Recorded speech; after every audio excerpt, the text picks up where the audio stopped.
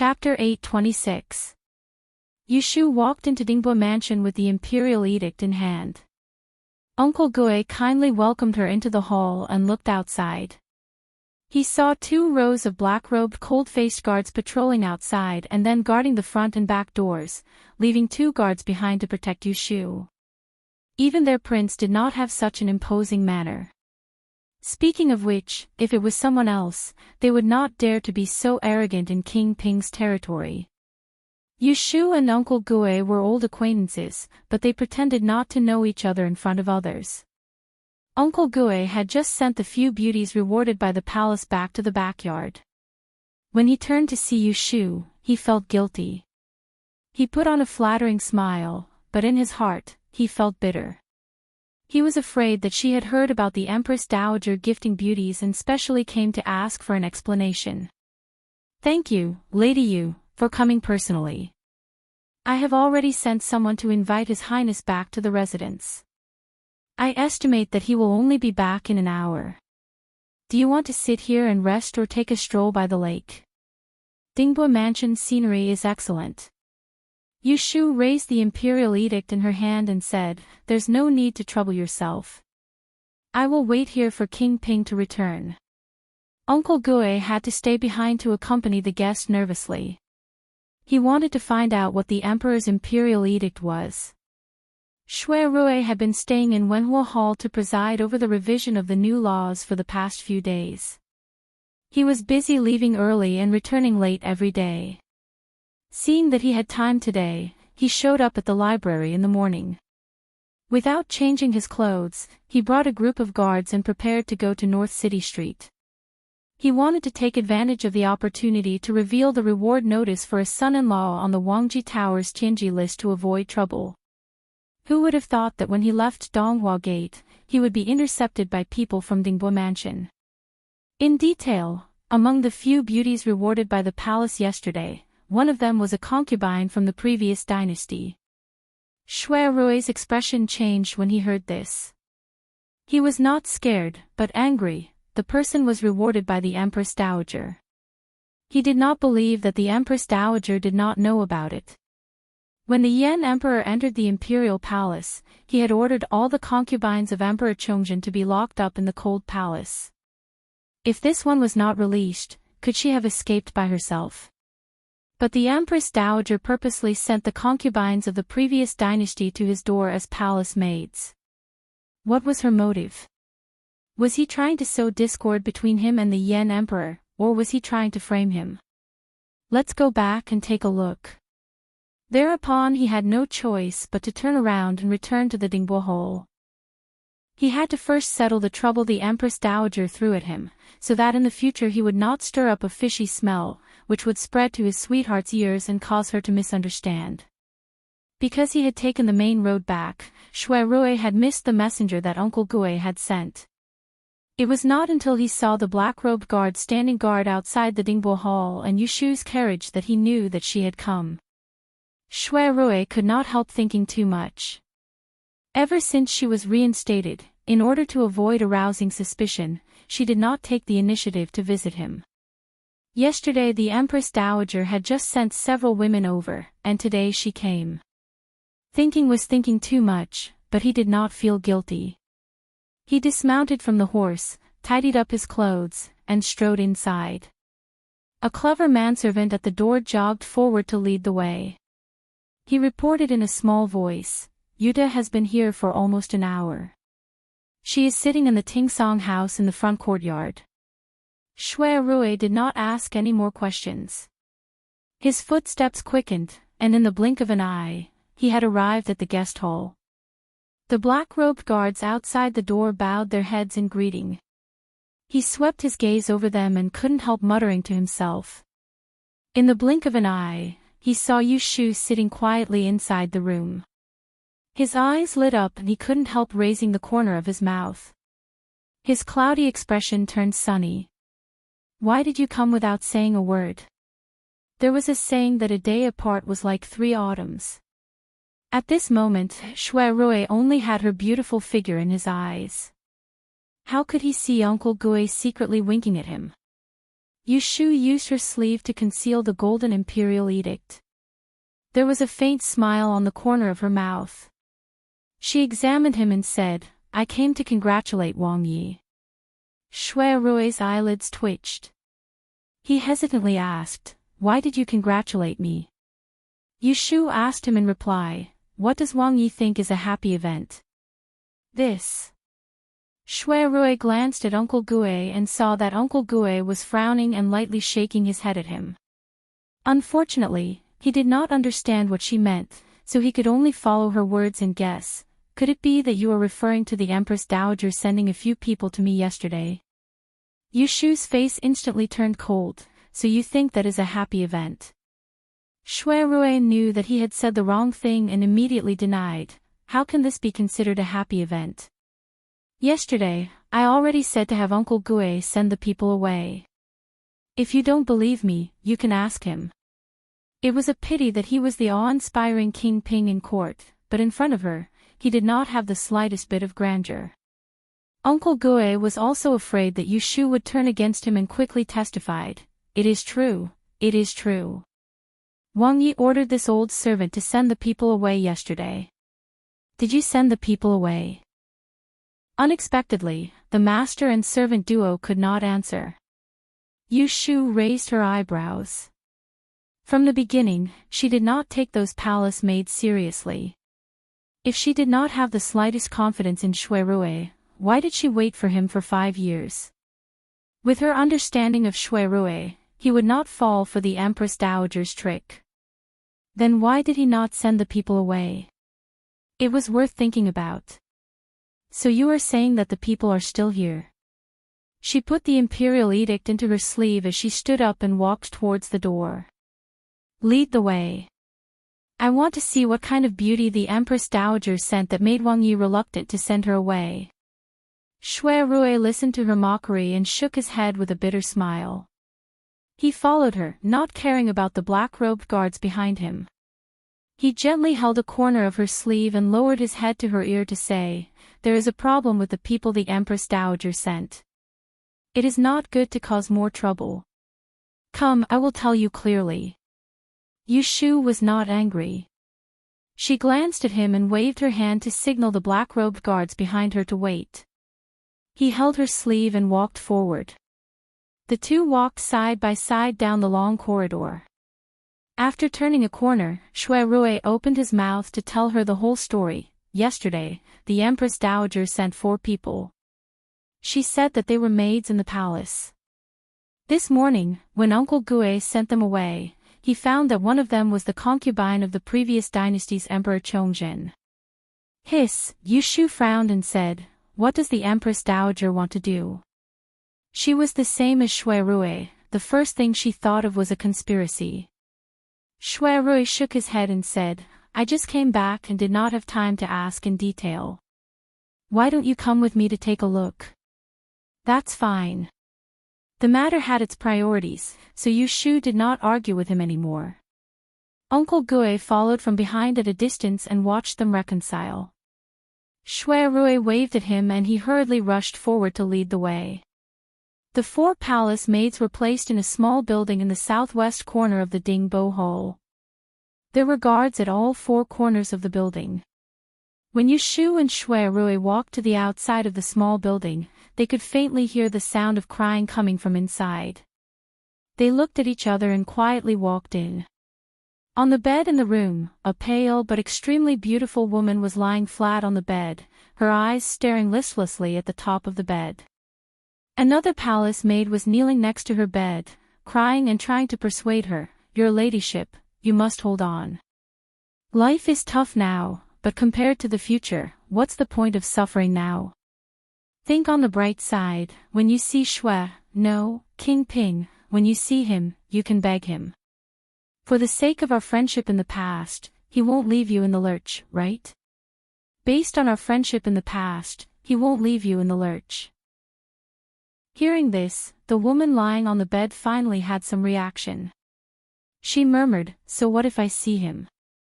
I am the emperor's concubine, he has become the enemy general who destroyed the country. Even if he is willing to pity me and take me in, How am I going to live in the future? Don't tell me I really have to give myself to him and become a lowly concubine. But with his current status, he can have any woman he wants.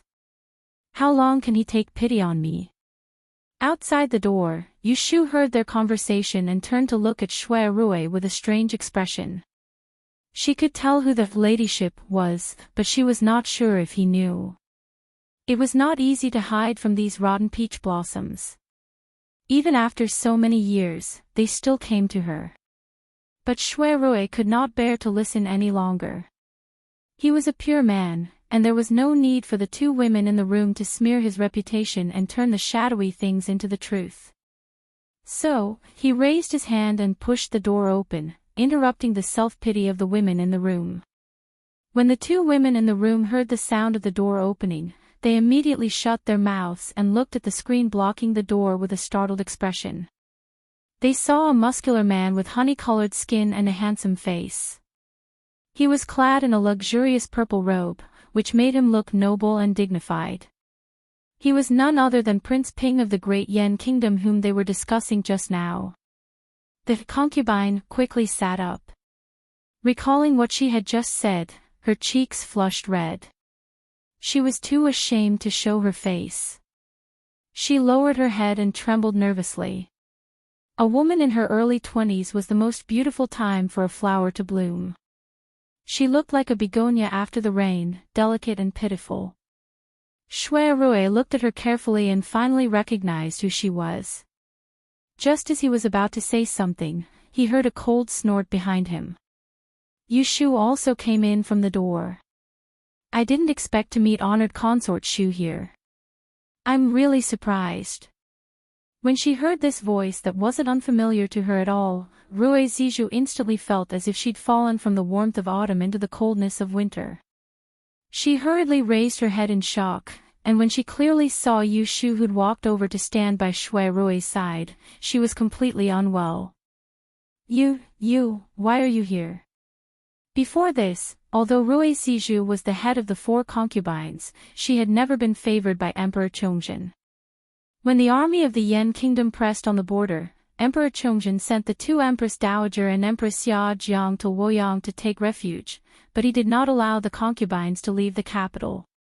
So she was trapped in the palace and witnessed the change of imperial power and the change of the ruler of the world. She still remembered that the Yen army broke through the capital gate and broke into the palace. Corpses were everywhere. She thought she was going to die, but she reunited with the person she thought she would never see again in this life. Although he refused to admit it, she was sure that she did not mistake him. He was Shui Rui, the person who almost became her husband. Although he did not recognize her, he did not kill her. Instead, he sent her to the cold palace with the palace concubines and maids, giving her a way out. She guessed that he probably remembered their old relationship. The days in the cold palace were very difficult. She gritted her teeth and endured for a whole month. It was not that she did not have a trace of hope in her heart that he would think of her and rescue her from this cage. But she did not wait for him to appear. Instead, she waited for Chief Shang who came to the cold palace to select people. Her identity was not a secret and could not be concealed. But for some reason, she was selected and left the cold palace that day. As no one mentioned her identity, she had been following a few palace maids who were selected along with her and learning the etiquette of serving the nobles. Until yesterday, when they were summoned by the Empress Dowager of Great Yen. In the palace of Compassionate and Peaceful, she saw Yushu, the woman she hated to the core. What Rui Zizhu could not forget was the gentleman's hibiscus banquet that year. Thousands of lotus lanterns bloomed on the lake of Dingbohol. A talented scholar and a beautiful woman gathered together. It should have been a song that would be sung by future generations, but it was ruined by this vicious woman. Her fate seemed to change that night. First, her reputation was ruined. Then, her marriage with the brother of the Shui family became a bubble. Her dreams came to nothing. In the end, he disappeared and she entered the palace. Fortunately, Yushu did not recognize her at that time. Under the order of the Empress Dowager, she was sent to Dingbo Hole. Her heart was both nervous and a trace of unspeakable joy. But she never dreamed that she would see Yu Shu here. As for Yu Shu, when she saw Rui Zizhu looking as if she had seen a ghost, she said with a smile, "I was ordered to pass the imperial edict, but I encountered something rare." A concubine of the previous dynasty ran into the backyard of the current dynasty's prince. In order to prove his innocence, Prince Ping invited me to come and find out the truth. When Emperor Chongzhen was on the throne, concubine Rui Shu took advantage of the power of the Empress Dowager to make trouble for her from time to time. Later, she was taught a lesson by Rui Shu and became obedient. Yu Shu had never been a soft-hearted person. Seeing Rui Zizhu in such a situation, she did not feel sorry for her at all. Rui Zizhu's hands were trembling. She hated and was afraid of Yu Shu. She could only pretend to be calm and said, "It was the Empress Dowager who allowed me to leave the palace and sent me here. If you have any questions, why don't you go to the palace and ask the Empress Dowager?" "So you mean that the Empress Dowager knew your identity and background, but deliberately sent you to Prince Ping as a palace maid?" Yu Shu caught her words in a few words and dragged the Empress Dowager into the trouble. Rui Zizhu had stayed in the palace for a few years after all, so she wasn't stupid to the point of being hopeless. When she heard Yu Shu's question, she didn't dare to answer. She bit her lips as she looked at Shui Rui, and her glistening eyes were filled with panic and pleading. "Now that things have come to this, I just want a place to stay. Brother Shui, I know it's you. It's fine if you don't admit it, but you and I have known each other for a long time. Are you going to watch me be forced to death by others?" Shui Rui felt wronged when Yu Shu snatched his words as soon as he entered the door. It was true that the Shui family and the Rui family almost became in-laws, but in all honesty, he had never had any improper thoughts about the young lady of the Rui family. How could she still want to rely on him with such a small relationship? Consort Shu, right? I'm Great Yan's Lu Shining, and I'll never change my name. Don't be in a hurry to seek death. Let me ask you, you claimed that the Empress Dowager allowed you to leave the palace. Does she already know that you are a concubine of the previous dynasty? Rui Zizhu could not avoid this question. She stammered, "The Empress Dowager is high and mighty. How would I know what she is thinking?" Shui Rui looked at Yu Shu. Whether it was the truth or a lie, she would know when she heard it. Yu Shu's great insight art had been cultivated to the last level. She could see through the fabrications as she wished. As expected, Yu Shu only glanced at Rui Zizhu before turning to tell Shui Rui, "It seems that honored concubine Shu doesn't know." The meaning behind the words was, if he wanted to know what Empress Dowager Wei was selling, he wouldn't be able to get it out of Rui Zizhu's mouth. Shui Rui nodded. In a flash, he had an idea. He called for someone to come and Uncle Gui walked in from the door. "What orders does Wang Yi have?" "Prepare a carriage. Ben Wang will personally send this honored concubine Shu back to the imperial palace and report to the Holy One." Didn't the Empress Dowager want to test him? Then he would do as she wished and have her give up on those thoughts as soon as possible. No. Rui Zizhu's face paled. She looked at Shui Rui and shook her head, "I don't want to go back to the palace. I beg you, don't send me back." Shui Rui didn't seem to hear her and turned to leave, not caring about their past relationship. Seeing this, Rui Zizhu didn't care that Yu Shu was present. She threw off the blanket and jumped off the bed. Barefooted, she leapt behind him. Before she fell, she grabbed a corner of his clothes. Raising her head, tears fell from the corner of her eyes. Her beautiful face was so fragile it made people's hearts wrench. "If I go back to the palace, I will only die. How can the cold palace hold a living person? Are you really so cruel? Big brother Shui, I would rather stay by your side and be a Yahuan that brings you tea and water, serve you for the rest of my life. I beg you, save me, all right?"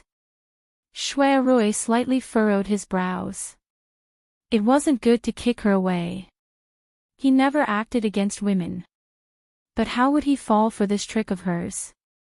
If he would be soft-hearted and take in any girl who cries and begs in front of him, then from the northeast all the way to Enling, who knows how many girls he has kept by his side, who knows how many times he has let Shu down. What a good servant girl.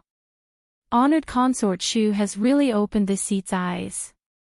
Shu sneered and crossed her arms as she looked down at the beauty who was kneeling on the ground and begging. Seducing her man in front of her, the master, was simply courting death. Rui Zizhu saw her disdainful gaze, and the old and new hatred was ignited. She glared at her with tears in her eyes and said, "You Lianfeng, you shameless villain with a venomous heart. How can you have the face to stand in front of Big Brother Shui? He has been extremely benevolent to you, but you slandered the Shui family for colluding with the Yan traders, causing his entire family to bear injustice. If it weren't for your treachery, Grandpa Shui wouldn't have died unjustly, and Auntie Shui and younger sister Shui wouldn't have suffered such humiliation. How can you have the face to see him?" As she spoke, she turned around with an agitated expression, and her teeth chattered as she roared at Shui Rui in a low voice. "You actually don't know that she's your enemy. Why would you rather save her than save me?" During the period when she was trained in the bureau of the Imperial Palace, she would occasionally hear some gossip. For example, Prince Ping had pleaded for the previous dynasty's celestial commissioner at the palace banquet. Thus, she knew that not only was Shu not convicted, but she was also reinstated with the help of Shui Rui and could continue to enjoy her wealth and glory. She only thought that Shu had thought of a way to confuse him, and wanted nothing more than to expose her true colors in front of him. Enemy. Ha! Shu suddenly felt that she was pitiful. It was fine if she thought too much of herself, but how did she become delusional? She looked at Shui Rui and saw that he was also looking at her. The two of them looked at each other and smiled. There was no need for words. That day, she came forward to accuse the Shui family of colluding with the enemy. One reason was to protect herself, and the other was to prevent Shui Lingnan from rebelling with Prince Yang. That was a crime that deserved the death penalty of having his entire family executed. Later, Shui Lingnan died of illness in prison. That was his own fault. As for Madame Xuan Jin Sun's younger sister, after she had gained power, she had secretly taken them out of the nunnery and sent them to a safe place to hide from the chaos. Even if the world scolded her for being treacherous and harboring malicious intentions, she did not care. She did what she had to do. Even if there were millions of people in the world who misunderstood her, he would not. That was enough. How could you understand? She looked at Rui Zizhu sympathetically and reached out to hold Shui Rui's hand, pulling him away from the place. Rui Zizhu did not manage to hold on to the corner of his clothes. Her eyes were filled with their tightly interlocked fingers. She felt as if all the bones in her body had been pulled out, and she fell limply to the ground. So that's why, Shu and Shui Rui left the small building and walked along the path to the garden. Only then did he remember to ask her, "What is the happy event you were talking about?" Chapter 827. In the 9th month of the first year of Zhenwu, the Emperor of Yan drafted a decree to officially change the name of Anling City to Tianjing City. The imperial palace expanded to the north and named it the Forbidden City. After the turmoil, the people in the capital city were quickly pacified by the new policies issued by the imperial court. In just 3 months, the streets and alleys regained their liveliness. Peddlers and servants reappeared in the streets, and tea houses and restaurants had people again. On the surface, everything seemed to be the same as before. However, behind the calm of the storm, something seemed to be quietly changing. On one hand, the imperial court reduced the exorbitant taxes implemented by the previous dynasty. On the other hand, it took action against the previously exempted aristocratic families of Yishue. First, it included the business tax for each Yishue hall into the law. Then, it banned gambling houses, big and small, and especially prohibited Ishua masters from participating in gambling.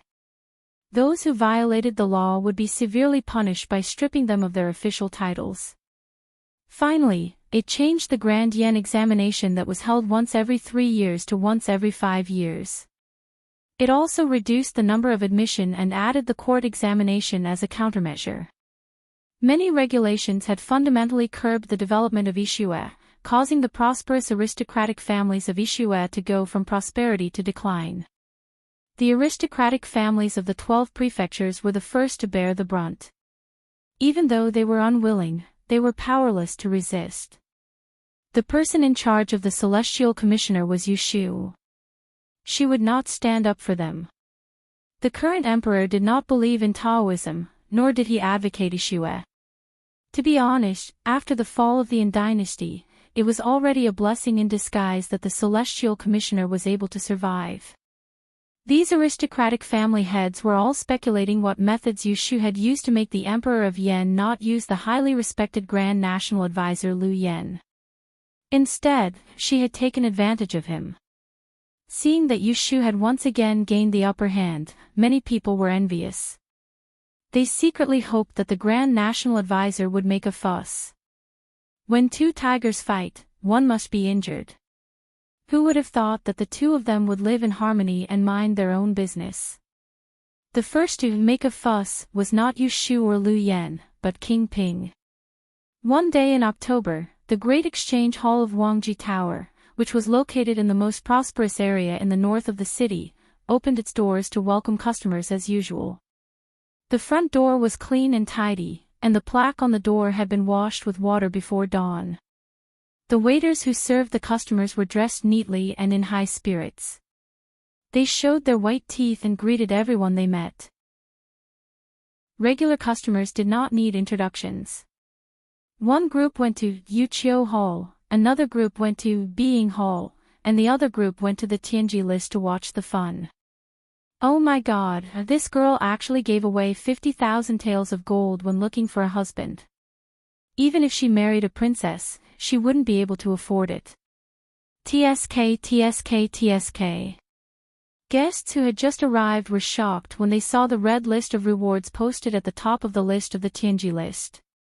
The regular customer, who was checking the barometer by the side, turned his head and whispered to the man, "You don't sound like you're from the capital.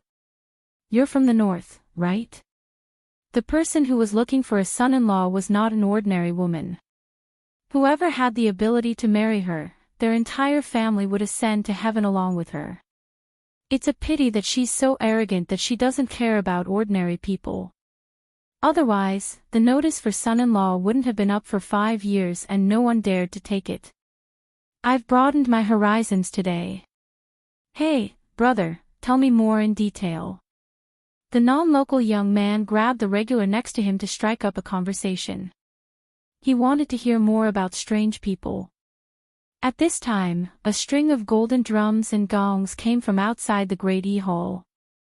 It was a noble who was on a journey in clearing the way. Not long later, a purple palanquin appeared at the entrance of the Wangji Tower. The two sides were guarded by guards in embroidered clothes and tall hats. After the palanquin landed, a man walked out. He was wearing a white magnolia robe with a cicada robe embroidered with gold and silver thread. He had a string of Hesher jade pendants on his waist and a folding fan. Looking at the man's appearance, he had a high nose and a square jaw, sword-like eyebrows and starry eyes. He was outstanding in every aspect. Without the need for the guards to order, the guests in the hall consciously opened up a path for the noble to pass. He walked straight to the heavenly mystery list in the middle of the hall. His eyes fell on the top of the list, and his lips curled into a smile. Then, he stretched out his hand and tore down the notice that everyone was looking for a son-in-law. He took the notice. There was a burst of low exclamations and a commotion broke out in the hall. How many people present didn't know that the notice for son-in-law had been hanging at the top of the Tianji list since the day the Wangji Tower opened for business? It hadn't been moved for 5 years. Did the sun rise from the west today? They actually encountered someone taking the notice. What kind of immortal was this master? How dare he? Lin Fu, who was greeting guests in the treasure pavilion on the second floor, heard the servant's report. He left the guests and ran downstairs. At this time, the hall was crowded and he couldn't see the situation in front of him. He squeezed out of the crowd with difficulty and covered his head with his hat. He finally saw the man standing under the Tianji list. His legs softened and he almost knelt down and kowtowed. Shui Rui held the bounty notice in his hand and rolled it into a tube before putting it away. He turned around and saw Lin Fu, who had an excited expression, and he said, "You're the manager of this place." His other identity couldn't be revealed, so it had been a few months since he came to the capital. This was the first time Lin Fu and his group of servants had come to the Wangji Tower. How could they not be excited? Yes, yes, yes, Lin Fu immediately responded. When he came back to his senses, he felt that he shouldn't be like this. He took a deep breath and put on a show. "This master, you took the notice of our Tianji list's notice. Did you see the requirements on the notice?" Shui Rui's eyes flashed. He took off the Mujiang fan at his waist and opened it with a whoosh. He said in a very natural and unrestrained manner, "This notice for son-in-law wants a gentleman with good facial features and a good character. He has no hidden diseases and is skilled in both the pen and the sword. His 8 characters are perfect and he has similar interests. Is that right? It just so happens that every one of mine is perfect." As he said that, he raised his hand and hooked his index finger at the back of his head. 2 guards carried a heavy box in and placed it on the ground. Once the box was opened, it blinded everyone's eyes. All the guests in the hall rubbed their eyes and looked again. They saw that the box was filled with gold ingots. "I heard that the Wangji Tower wants to take 1/10 of the reward as a reward. Here are 5,000 taels of gold. Please accept it. I will definitely take the notice. Quickly send someone to inform them." Lin Fu, who knew the truth, had cold sweat on his forehead. His 2 masters loved to play tricks. He couldn't ruin their mood, so he obediently cooperated. "May I ask for the master's name and where is his residence?" This lowly one will be able to reply. Shui Rui smiled and glanced at him. He waved his fan and turned to leave. Seeing him bend over to get on the sedan and disappear from everyone's sight, a guard who was left behind answered on his behalf, "My master is His Highness King Ping of the Yan Kingdom. Dingbo Building awaits good news." After the master left, the Wangji Tower exploded. With so many eyes and ears listening, such a big piece of gossip would probably spread throughout the capital in no time. King Ping had taken down the notice for son-in-law of the Wangji Tower. It had to be known that the woman looking for son-in-law was the great Celestial Commissioner. Somehow, the matter of Shui Rui going to the Forgotten Machine Tower to announce the results had spread to the Emperor of Yan's ears, and he used this matter to tease the 2 of them during the morning court session. He claimed to be their matchmaker, and he bestowed a marriage in front of everyone. Everyone in the court finally understood. No wonder the Grand Preceptor and the Great Commissioner couldn't fight. What kind of father-in-law and daughter-in-law would fight? When the news reached Empress Dowager Wei's ears, she was filled with anger again. A few days ago, because of the palace maid she had bestowed, Shui Rui had gone to the emperor to plead his case. He didn't care about her authority as the Empress Dowager and dragged out the concubine from the previous dynasty. In the end, the Emperor of Yan took her back and sent her back to her palace of compassionate and peaceful. Even though he didn't complain, she knew that she had made her son unhappy. Empress Dowager Wei was also helpless. She had long been dissatisfied that the emperor trusted Shui Rui too much. She couldn't persuade him openly, so she could only use this method. She knew that Rui Shufei and Shui Rui were old friends, but she still sent the person to him. As long as he remembered their past relationship and kept the person, she would have a way to arouse the emperor's suspicions of him. This would prevent him from being too favored by the emperor and having thoughts he shouldn't have. But Shui Rui wasn't good. He didn't keep the person and instead accused her. Facing the emperor's suspicions, she could only feign ignorance and push the blame onto that woman who secretly escaped from the palace. She looks to have some beauty. She's so bad that she was sent back. As Empress Dowager Wei locked Rui Zizhu back into the cold palace, she sent someone to the Emperor of Yen to deliver a message. Aijia is old, and has the heart but not the strength to control the Emperor's Hogong. If you are filial, choose an empress as soon as possible to share the burden. Aijia can also enjoy life. Just like that, the matter passed. Empress Dowager Wei didn't get what she wanted and her mood wasn't good. Hearing that the marriage between Shui Rui and Yu Shu had been finalized, she was first worried about Jiangye. But after waiting for so many years, how could she not be sad and sad? Princess, she still hasn't returned to the palace. Quickly go find her. Just say Aijia's body isn't well. Empress Dowager Wei held her forehead as she sent the order. Jiangye was used to being free. A palace wall couldn't restrict her. Every few days, she would take a troop of female soldiers out of the city to ride horses and hunt. If she didn't return to the palace when she saw Tian'er, even the Emperor of Yen couldn't do anything to her. Empress Dowager Wei waited until the evening before seeing her. Jiangye thought she was really sick and whipped her horse back. She didn't even have time to change before she ran to the palace of Compassionate and Peaceful. Empress Dowager Wei had been fine, but she pretended to be sick, tying a cloth over her forehead as she lay on the bed, trying to make her heart soften before she could speak. You were fine 2 days ago, but you suddenly fell sick. Were you not well? Has Xian Tai seen you?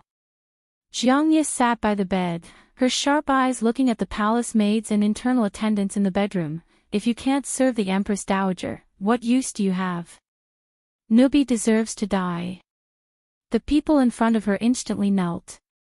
You can't blame them. It was Aijia who asked for it. Empress Dowager Wei weakly raised her hand and had everyone leave, leaving only the mother and daughter to talk. 2 days ago, the palace bureau sent over a batch of trained palace maids.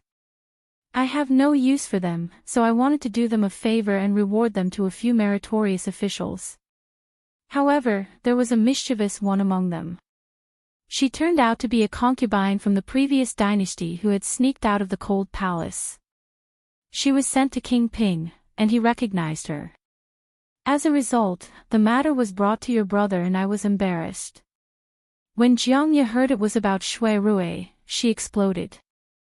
She said angrily, that damned Lu Shining, he dared to disrespect you.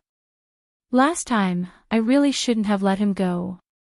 I should have killed that adulterous couple. She accidentally let it slip and Empress Dowager Wei instantly heard it wasn't right. She grabbed her wrist and asked, what last time? You told Aijia clearly, are you hiding something? Jiangye wanted face. She wouldn't say that she was captured and almost died under Shui Rui's sword. She could only vaguely reply, 3 months ago, I set a fire in the barracks outside the city and almost burned that Yu Lianfang to death.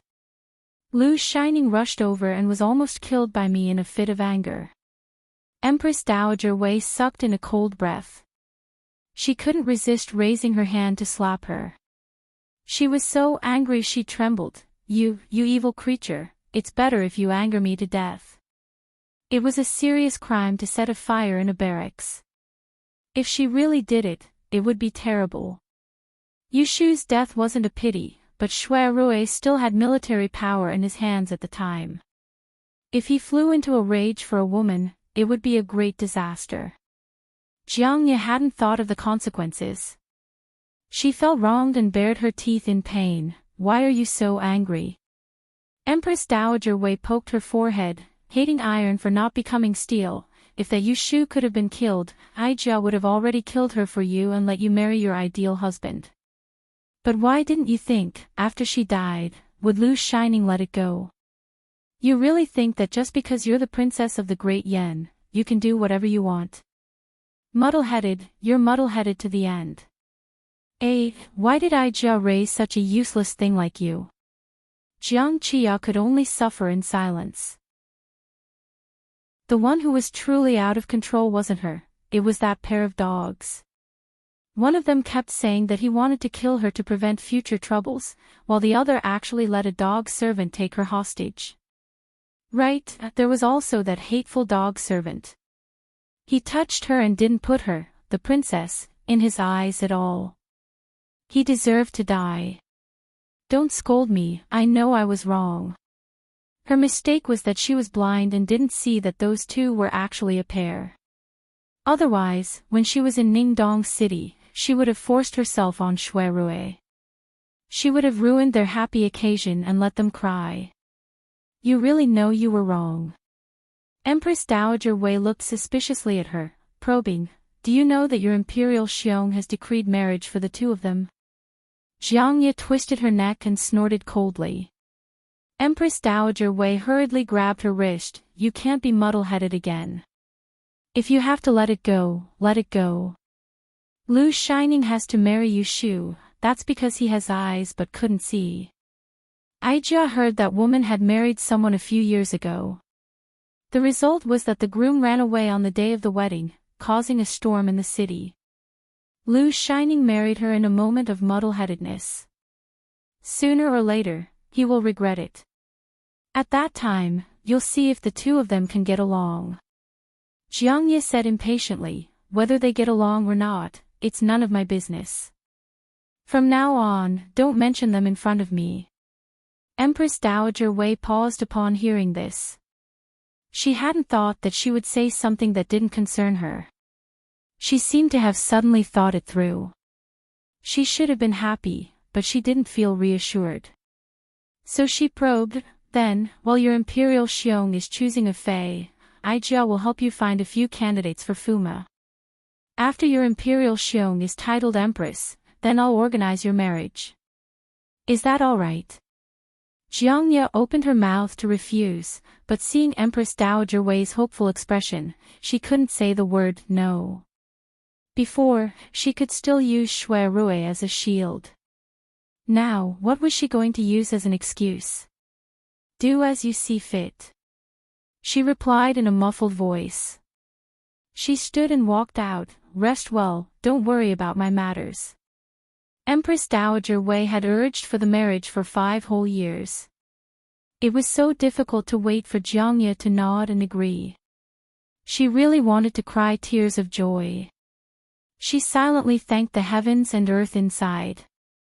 Seeing Jiang Ye slip away, she didn't stop her. When she left, she couldn't wait to start planning what kind of husband she would find for her precious daughter. Chapter 828. For the past few days, the entire Yu mansion was filled with a festive atmosphere. The reason was that their eldest daughter was going to get married again. Bah, the last time did not count, but this time it was a real happy occasion. No one wanted to talk about the farce that happened 5 years ago. The groom actually ran away on the day of the wedding, and the rumors spread everywhere. Who knew how many people laughed at their eldest daughter behind her back? No matter how capable she was, no one wanted her, and she couldn't even get married. Now they really wanted to go back and slap those people. Who said that my eldest daughter could not get married? Open your dog eyes and see what kind of person my son-in-law is. He was the best man in the world, and the sworn brother of the Emperor of the Yen Kingdom. He had the looks, the power, the ability to govern the country, and the martial arts to stabilize the country. It was said that he did not have any concubines in his mansion, and there was nothing to nitpick about. Therefore, without knowing anything, Shui Rui effortlessly won the hearts of the entire Yu mansion, and became a good son-in-law in their hearts. Since the emperor's decree of marriage was spread, and King Ping sent someone to propose marriage, Aunt Shui was overjoyed these 2 days. She never dared to think that she could have a prince as her son-in-law in this life. Zhao Hui and her husband were also overjoyed. After obtaining Yushu's consent, they could not wait to prepare her dowry.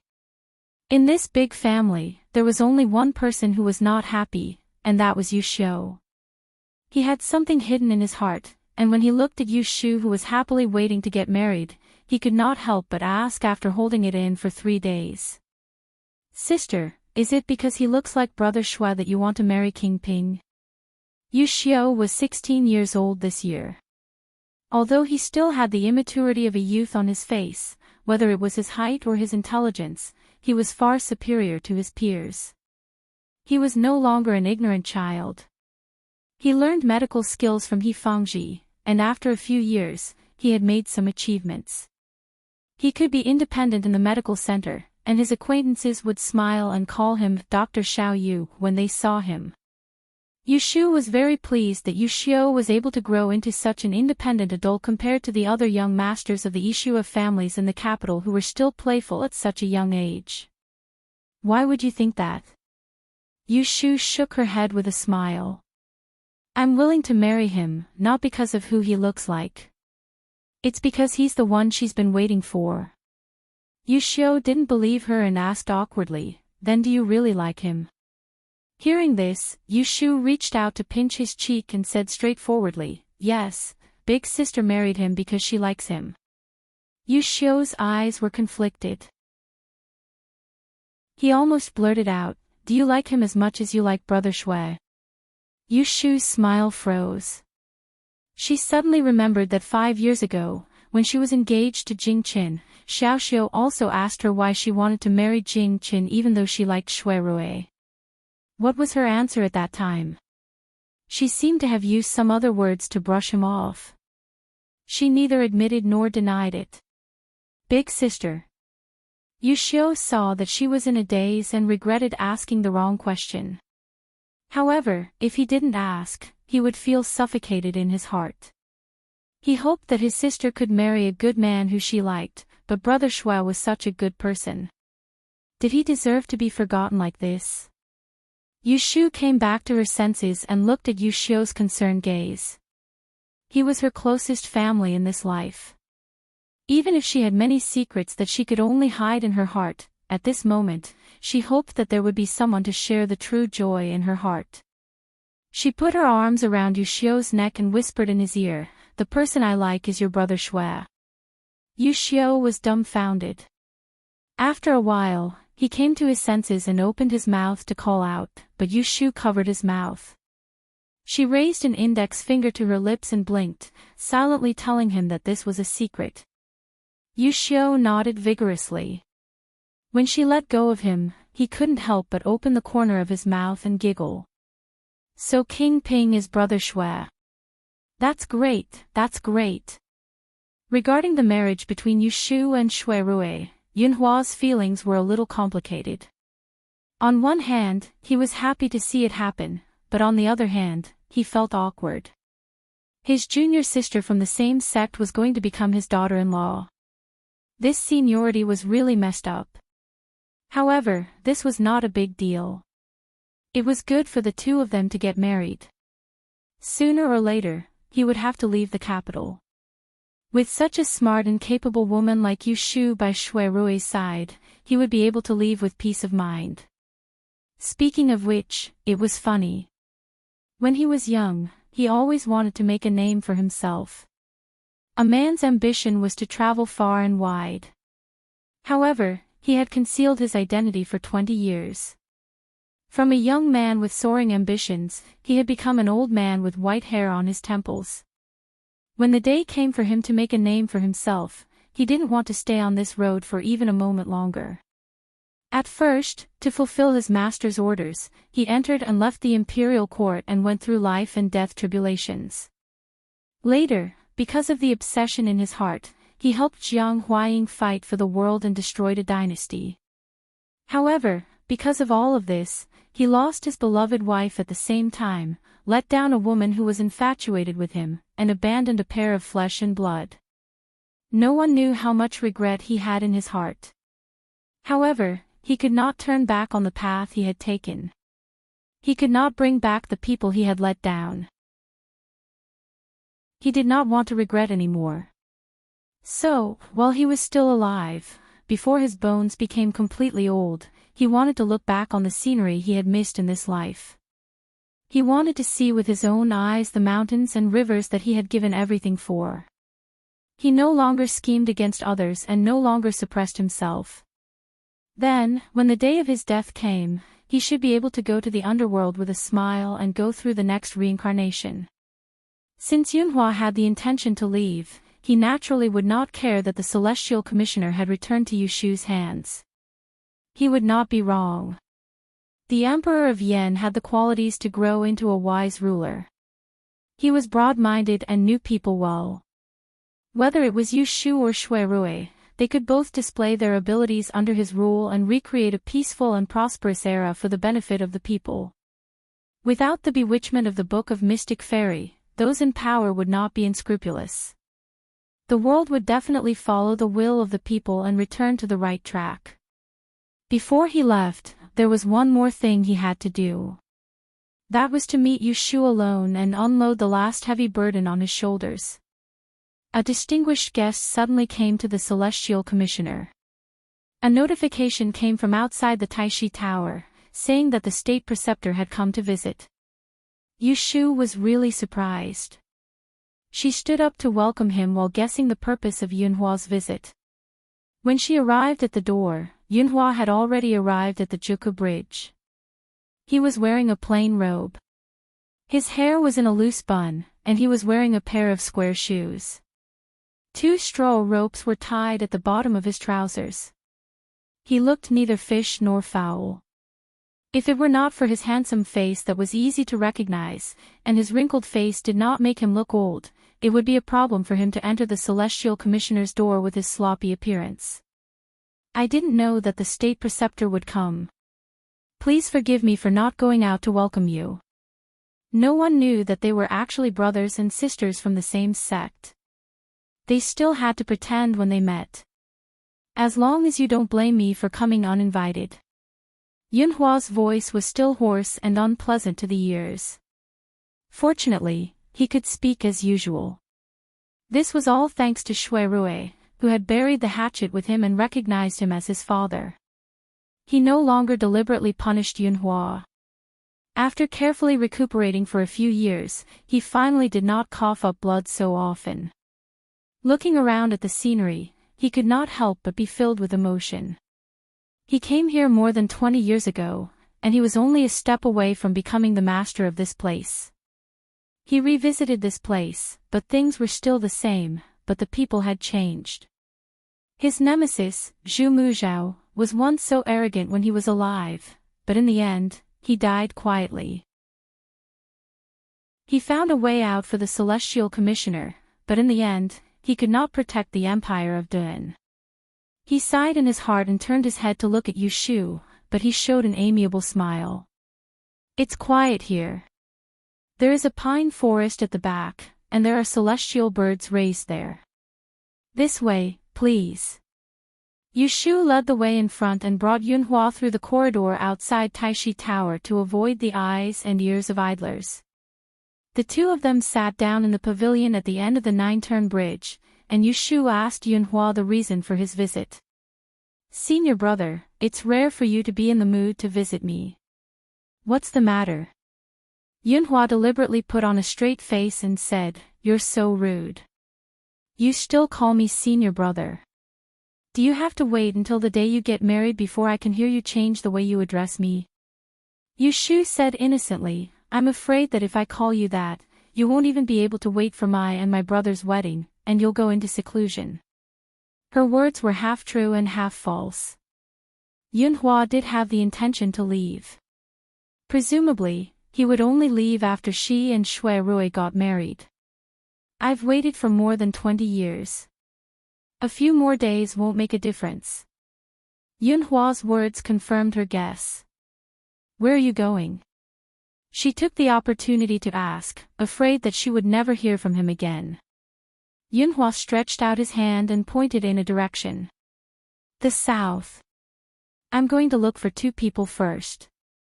Yushu was not surprised. Her eyes flickered and she said, are you going to look for Jing Qin An? Master. Yunhua nodded and looked at the birds playing in the water on the shore. He said faintly, you already know the identity and origin of Master. He is the great and calamity from 100 years ago, Prince Yuanzheng. The person who killed him was the female General Gongsun Jing, who was his childhood sweetheart and later married to him. In order to obtain the god's destiny bone, the celestial commissioner first framed the Gongsun family and sent them to prison. Then, she imprisoned Master and took away their own flesh and blood. You can imagine how sorrowful and resentful the parents would be when a baby who was less than a year old had his tendons and bones pulled out and died without a complete corpse. The relationship between Yushu and Daoist Qingjing was far less deep than the relationship between Yunhua and Daoist Qingjing. They were master and disciple, and they were as close as father and son. When Yushu heard about this tragic past, she could understand that her master was obsessed with revenge for 100 years, let alone Yunhua. He would definitely feel the same way. Yushu did not interrupt. Although she had heard the story of the prince and the female general told by Zhu Muzhao and Prince Yang respectively, the truest version was undoubtedly the one that Daoist Qingjing told Yunhua himself. Master broke out of the prison and rescued Master's wife. In order to avoid the pursuers, the two of them fled into the imperial mausoleum in the eastern suburbs. Perhaps it was the will of the heavens. The tomb was full of traps, but they broke into the depths of the tomb and found the items buried with Empress Ningzhen, which were the 6 instruments for the founding of the nation. Among the 6 instruments, the Book of Mystery Woman's 6 Rens was secretly taken out by the former emperor.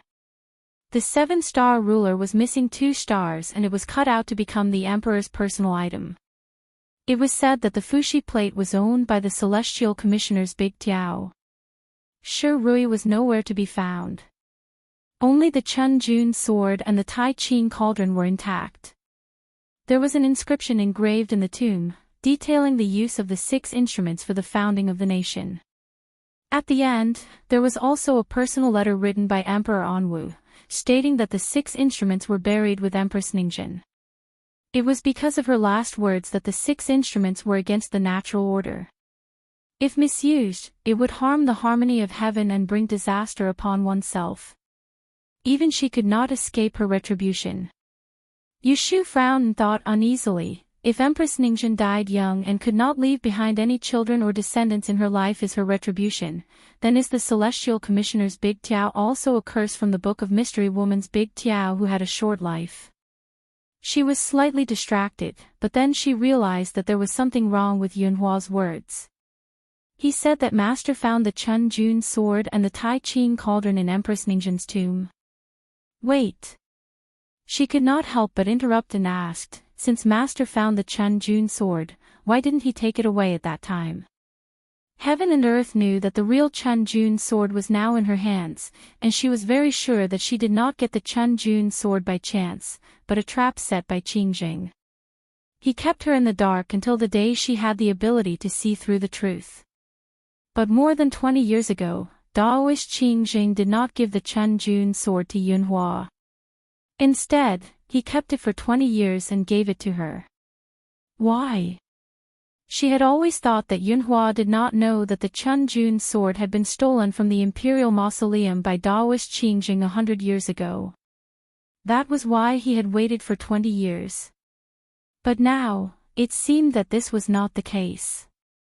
It seemed that there was something wrong with her perception. Yushu looked at Yunhua suspiciously.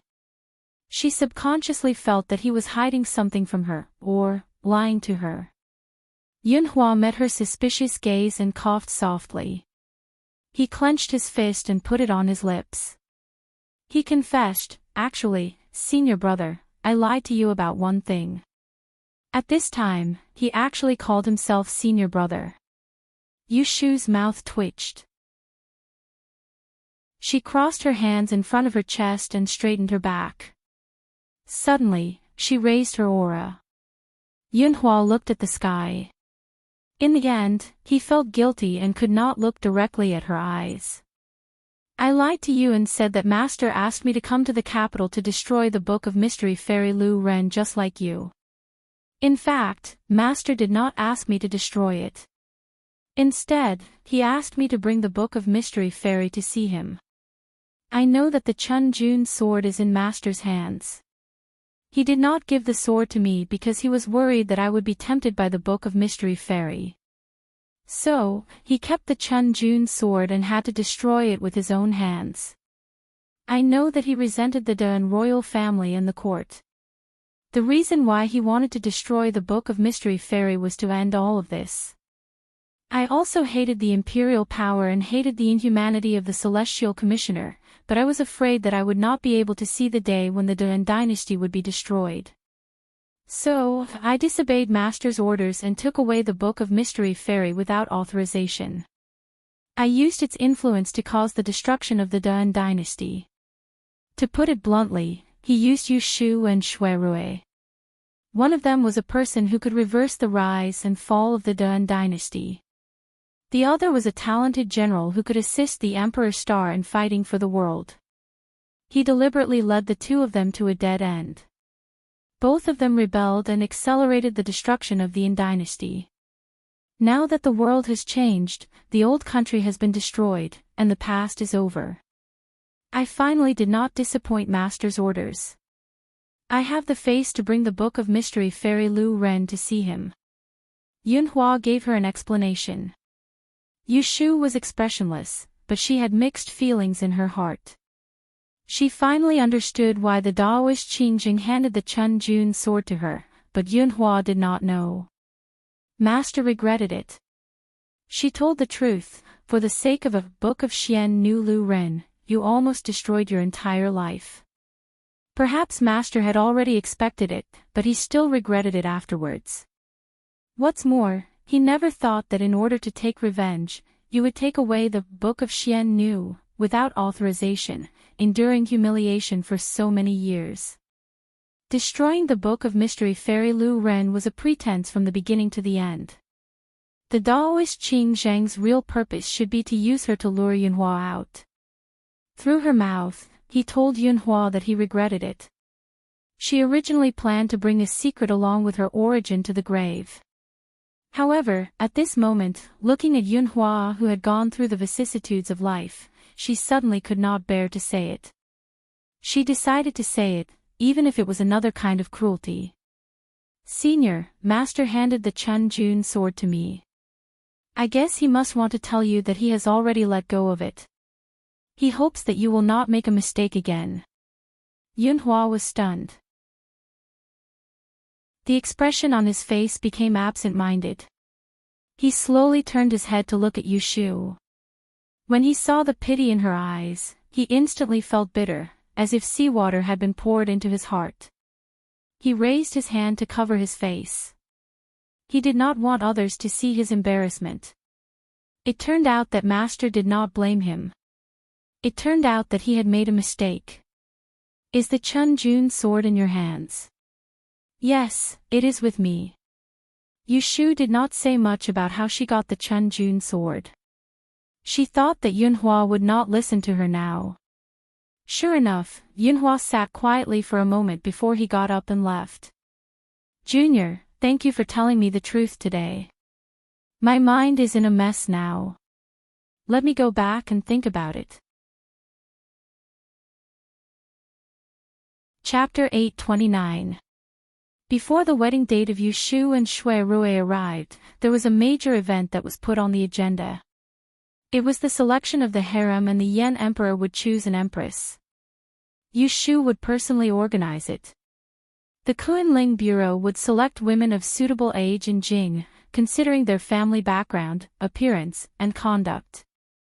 32 outstanding people would be sent to the palace to see the emperor and be decided by the Yen Emperor. That morning, after the selection girls were dressed, they first went to the Kunling Bureau to verify their identities. Then they boarded carriages and were escorted into the palace by the Shinwei army. Because Yu Shu had to attend morning court, she wasn't among them. She was led into the palace by the female official of the Kunling Bureau, Qinglan. Of the 32 Xiongnu, there were 3 candidates most likely to ascend to the throne of Empress. One was the golden daughter of Qing and Marquis Fu, Wei Manchu. As the niece of Empress Dowager Wei, she had a higher chance of winning than the others. Another was the precious granddaughter of the Duke of Ning, General Dai Ying. Not mentioning the Dai family's contribution in founding the country, this Miss Dai was said to be an outstanding beauty and good at riding and archery. With the Yan Emperor's background, he should like this kind of girl. The last one was the Yan Emperor's teacher, the youngest daughter of the great scholar Ji Hida, Ji Jinjia. Ji Hongru was admired by the literati of the world. It could be said that after the Yan Emperor moved the capital to Jing, no literati of the previous dynasty died for the country. It was all because of his persuasion. As to who the final winner would be, it would depend on the Yan Emperor. He wasn't a weak ruler that relied on the support of the officials to sit on the throne.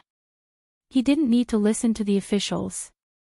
He could make his own decisions. The beauties had to enter the palace through Shihua Gate.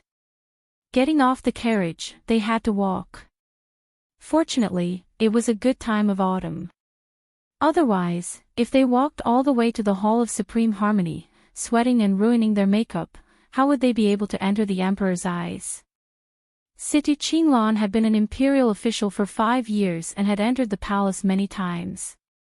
She and the eunuch sent by the Department of Rites led the way, passing through the side of the imperial garden without looking sideways. The autumn scenery was particularly enchanting. In the distance, the maple forest was like fire, and near them, there was a turbulent silver spring. There was a slight commotion among the group of women behind them, and laughter could be heard. Situ Qinglan did not stop them. She thought of the situation when she first entered the palace. She had never been in such a mood. At that time, she was trembling with fear, afraid that she would make a mistake. How could she care about the beautiful scenery in front of her? She turned her head and glanced at the group of teenage girls, her eyes filled with envy. She knew that one of them would rise to the top with a single step and become the Empress of Great Yan Dynasty, the motherly model of the world. She could only sigh at her own fate. 6 years ago, when the Yan Emperor was still the Dongjing Wang of the north, his mother Wei Guofuren, who was now Empress Dowager Wei, brought her daughter to Jing and held a birthday banquet in the Wang Fu, using this as an excuse to choose a Wang Fei for Dongjing Wang. Who still remembered that day when she had correctly guessed the 4 riddles of Wei Guofuren, seen the heirloom of the Jiang family, and had a chance to compete for the throne of Dongjing Wang Fei. It was a pity that it wasn't the right time and she missed this marriage. After she became the Celestial Commissioner, it wasn't that there weren't good families that came to propose, but she wasn't willing. She begged the Grand Secretary to tell a divination for her, saying that the marriage hadn't come yet, and wanted her to wait. She waited until now. She was 24 years old. If she kept waiting, when would it be? When Situ Qinglan's drifting thoughts reached the outside of the Hall of Supreme Harmony, she immediately stopped. She first had Eunuch's son go in to pass on the message, and then heard the summons for her to come in to answer, leaving behind the 32 Shuja outside to wait for their names to be called. In the side hall of the Hall of Supreme Harmony, Empress Dowager Wei and the eldest princess had arrived first. They didn't see the other Feipin of the Hogong. It must be that Empress Dowager Wei cared for her niece and didn't want her to lower her head to the low-ranking palace Fei, so she didn't let them come out. This subject kowtows in salute to Empress Dowager. May Nyang Nyang have 10,000 blessings and peace, Situ Qinglan first kowtowed. When Empress Dowager Wei told her to rise, she went to greet Princess Jiangya. She was slightly nervous. She didn't know if the Empress Dowager and the princess still remembered her. Empress Dowager Wei saw it was a female official with a flower-embroidered patch on her shoulder. Her head was lowered and her face couldn't be seen clearly, so she didn't pay much attention to her. She asked with a faint expression, "Where is the great advisor? Why did he send you? Didn't I just say that she would personally supervise?" Situ Qinglan had been in the bureaucracy for a few years and could hear that Empress Dowager Wei was purposefully finding fault. Her words were full of dissatisfaction towards Yushu. She respectfully answered, "Empress Dowager, there is a court conference on the 7th. The great advisor has gone to court. He was afraid that he wouldn't make it in time and delay the important matter, so he ordered this subject to manage for him." Empress Dowager Wei glanced at her. She raised her hand and a palace servant brought the list of Xiao Nu in front of her. Opening it, she scanned it and said, "The emperor hasn't left court yet. Call a few people in to take a look." As she spoke, her finger pointed at 7 or 8 names. The palace servant took a look and memorized them. He quickly walked to the door to call out the names. Situ Qinglan's ears perked up. Among them was the name of Wei Manchu, the daughter of the Marquis of Qing'enfu. There were also a few names that weren't well known. But there weren't any of the other 2 popular candidates for the title of empress. He even had people wait outside. A procession of young girls gracefully entered the side hall and bowed. The hem of their dresses spread on the ground like flowers blooming on the branches. It was unspeakably pleasing to the eye. Situ Qinglan sneaked a glance and saw a smile appear on Empress Dowager Wei's face. Her expression instantly became benevolent. It wasn't as cold as it had been before, and seemed overly dignified. She looked at Jiang Ya. She was lazily sitting next to the Empress Dowager, looking disinterested. "Stand up." Situ Qinglan turned her eyes again. The first thing she saw was Wei Xiaojie with a face as red as a peach. 16 years of age, as delicate as a cherry that had just been picked. That pair of spirited eyes. With one look, it could be seen that this was a treasure that had grown up in a honeypot. "The emperor is busy every day and will come later. Since there's nothing to do, Aijia should find something to do. Aijia knows that you are all daughters of noble families. Which one of you is skilled in something? Why don't Aijia take a look?" The girls looked left and right. The first one to step forward was a sweet-looking young girl. When she smiled, 2 dimples appeared on her cheeks. She was very likable. "Empress Dowager, this one is Gu Qingqin. My father is the Minister of Works, Gu Jingshui. This one isn't talented, and isn't very skilled in the 4 arts. I did learn a technique to use the flute to play the sound of 100 birds. Please allow this one to show my incompetence." Maybe it was that older people liked this kind of lively and cute little girl. Empress Dowager Wei didn't have a cold expression because she stole her niece's limelight. She smiled and asked her, "Did you bring a flute?" Miss Gu nodded in response. She took the short flute hanging at her waist as a decoration. Putting it to her lips, she blinked her eyes and started to play. First she imitated the lark, then the oriole. Sometimes it was clear, sometimes it was melodious. In a row, she imitated more than 10 kinds of birds. It was amazing that she could pass off the fake as the real one. At the end of the song, Empress Dowager Wei gave her face and clapped her hands. "This flute isn't bad. Aijia will remember you. In the future, I'll be counting on you to relieve Aijia's boredom." This sentence was equivalent to sealing Miss Gu's future. Receiving the Empress Dowager's favor, as long as she wasn't stupid, she would hug this thigh tightly. Her days in the future wouldn't be bad.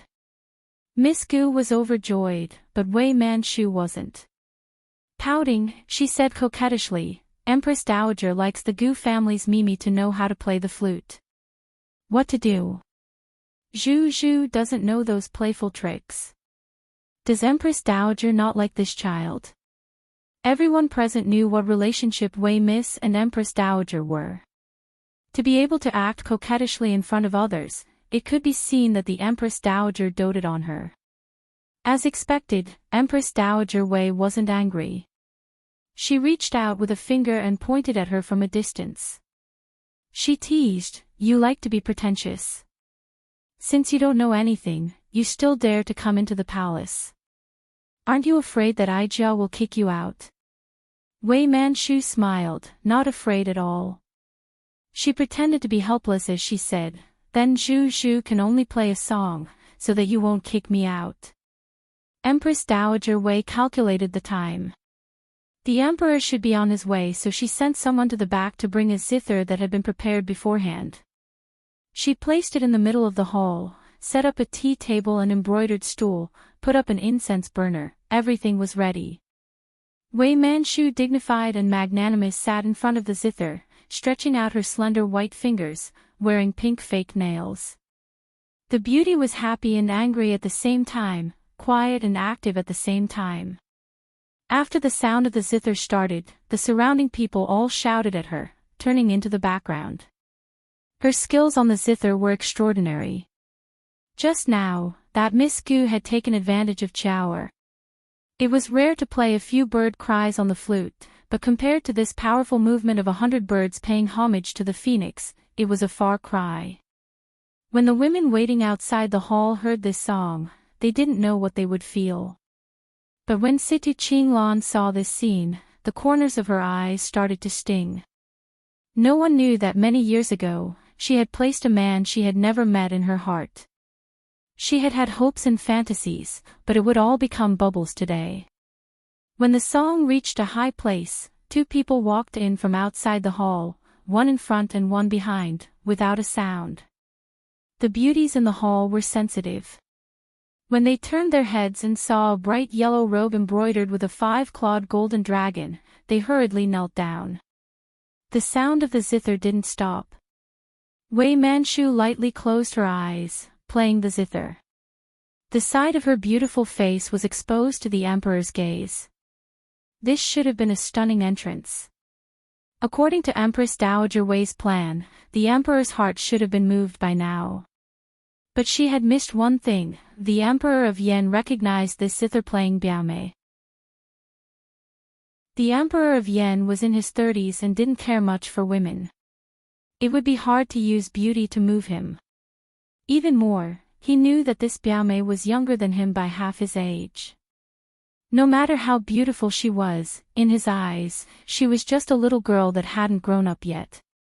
Where did she come from? Where did his heart come from? The Emperor of Yan's gaze only paused on his Biaomei for a moment before moving away. He knew what the Empress Dowager was planning. She just wanted the Wei family to have a proper empress. Good things should be kept within the family. If this had happened half a month ago, he would have fulfilled his mother's wish and made the Wei family even more prestigious. But what had happened in between had reminded him. Filial piety was necessary, but if it was foolishly filial, it would cause disaster sooner or later. It was better to cut off this seed early to avoid future trouble. These are the beauties chosen from Jing. The Emperor of Yen walked past the crowd. Behind him was Yu Shu, who had come after the court. The sound of the zither suddenly stopped. Miss Wei turned her head to look and hurriedly left her seat. Shyly and timidly, she lifted the corner of her dress and knelt down. "That's your Wei family, Biaomei. You don't recognize her?" The Empress Dowager teased. The Emperor of Yen praised, "A girl changes 18 times between childhood and womanhood. Biaomei is even more beautiful, and plays the zither better." On this side, Jiang Qia was so bored she was about to fall asleep. When she raised her head and saw Yu Shu, she instantly woke up. She stood and walked out, completely forgetting what the Empress Dowager had told her before. "I lost something important on the road. I have to go back and find it." "Wait," Empress Dowager Wei didn't stop her. She was furious, but she couldn't criticize her daughter in public. The Emperor of Yen walked forward and urged, "Hualan can't sit still. Just let her be." Empress Dowager Wei didn't know what to say. She had originally arranged for Jiang Qia to add fuel to the fire so that the Emperor of Yen could directly choose the daughter of the Wei family to be the empress. Without a helper, how could this show continue? Yu Shu clearly saw that Jiang Qia had run when she saw her. She was puzzled inside but pretended nothing had happened.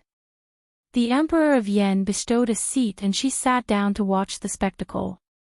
The hall was filled with beautiful young girls, too much for the eye to take in. The most outstanding was the young miss that had just played the zither. She was from the Marquis Cheng-en Fu. TSK, a 15 or 16-year-old girl was as tender as a spring onion. Could the emperor really do it? Out of the corner of her eyes, she saw Situ Qinglan standing in the corner. The corner of her mouth rose. She beckoned for her to come over and stand behind her. Situ Qinglan had followed her for 5 years. She couldn't compare to Wen Shaoan, who was dead set on her, but at least she was loyal. It was worth her helping her and letting her get what she wanted. Even more, the Empress Dowager didn't know that wasn't easy to deal with. Then she would let her have a taste of her power. Reporting to the Holy One, this time, there are 32 beauties that entered the palace. No matter if it's talent or family background, they are all of the best. Here is the birth and 8 characters that this subject has personally written for them. Holy One, please take a look. Yushu took out a red invitation that she had prepared beforehand from her sleeve and handed it to Situ Qinglan behind her for her to present. Even Empress Dowager Wei hadn't seen this before. Seeing this, she couldn't help but frown, slightly worried that Yushu would mess things up. The Yen Emperor didn't think so much. The Yen Emperor did not think so much. He looked at the female official walking forward with her head lowered. Because he had never seen her before, he could not help but take a few more glances. He saw that she was wearing a well-tailored robe, her figure slender and graceful.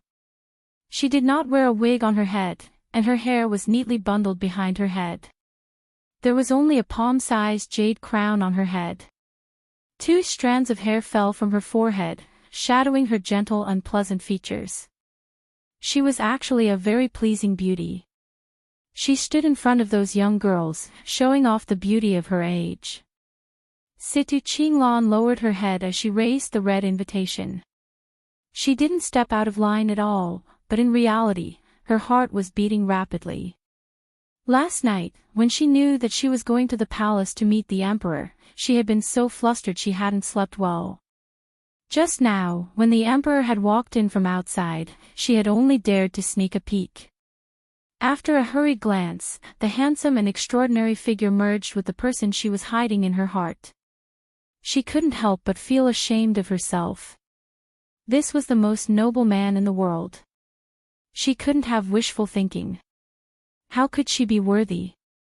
Empress Dowager Wei's attention was all on the red invitation.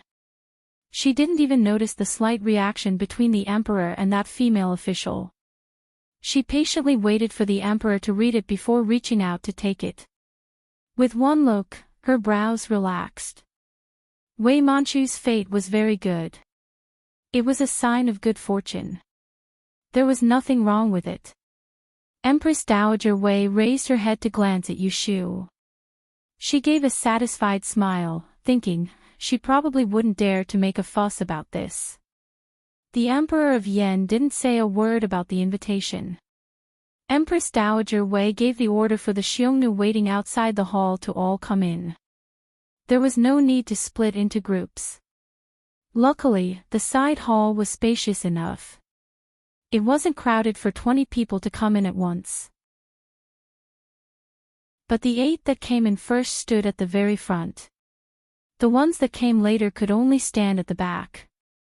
This way, no matter how beautiful that daughter of the Dai family was, she wouldn't be very eye-catching among the flowers. The Xiongnu all reported their families and exchanged a few words. The Emperor of Yen recognized the people and had a plan. He turned to ask Empress Dowager Wei's opinion. There are so many people, this sun is dazzled. In your view, who is suitable for the position of Empress? Empress Dowager Wei clearly had a candidate in mind, but she couldn't be too impatient. Her son might be filial, but he wasn't someone she could control. She deliberated and said, the pearl of Grand Scholar Ji's family is virtuous and talented, and has an extraordinary bearing. The daughter of Duke Ningfu is lively, generous, and intelligent. Your Jojo's man Shu is quiet and dignified, and has a long fortune. All of them are good, Ijia really can't choose. Which one did the emperor choose? The hearts of the three girls she called trembled, their palms sweating. They knew that the emperor of Yan's next words could decide their fate. A short silence appeared in the great hall. The 32 Xiongnu all held their breaths, waiting for the emperor's decision. The emperor of Yan's gaze flitted across the young and immature faces. He smiled slightly, saying, Jin still feels that to be the empress, the mother of the world, one's heart must be broad and able to tolerate others. Benevolent teacher is a great scholar of a generation. His daughter has been well taught and will not disappoint Jin. Come, send down the order. The daughter of the Ji family is virtuous and talented, her bearing is generous. Zhen likes her. Today, she will be made empress. The coronation will be a month later. Have the Celestial Commissioner and the Ministry of Rites prepare. The last sentence was directed at Yushu, pick a good day. This subject obeys. Empress Dowager Wei's smile froze at the corner of her mouth. The emperor didn't even leave any room to maneuver and just made the decision. She couldn't persuade him otherwise. The situation that she had thought was in the bag became nothing. Looking at the little face of the daughter of the Wei family, there was no trace of her previous satisfaction. She bit her red lips and almost cried. After that, the Emperor of Yan bestowed Wei Manchu the title of Shu Fei, Dying the title of Li Pin. For the remaining women, he bestowed 2 Jieyu, 2 Jiaoyi, 4 beauties, 4 talents. The rest were virtuous women to fill the inner palace. Empress Dowager Wei managed to hold on until the end before leaving with the excuse that she wasn't feeling well. The Emperor of Yan knew that he had angered his mother this time, but he wasn't in a hurry to apologize. He waved his sleeve and called for Yu Shu to go with him to the imperial study. After that, the Bureau of Rites sent the newly promoted Feipin and nobility to the inner palace. Situ Qinglan, because she had an errand, also followed. Coming out of the Supreme Harmony Hall, the Emperor of Yan didn't mention the matter of the Empress. He was slightly absent-minded and didn't speak. Yu Shu was a few steps behind. She suddenly gave a low laugh and disturbed his thoughts. He turned his head and saw the smile on her face.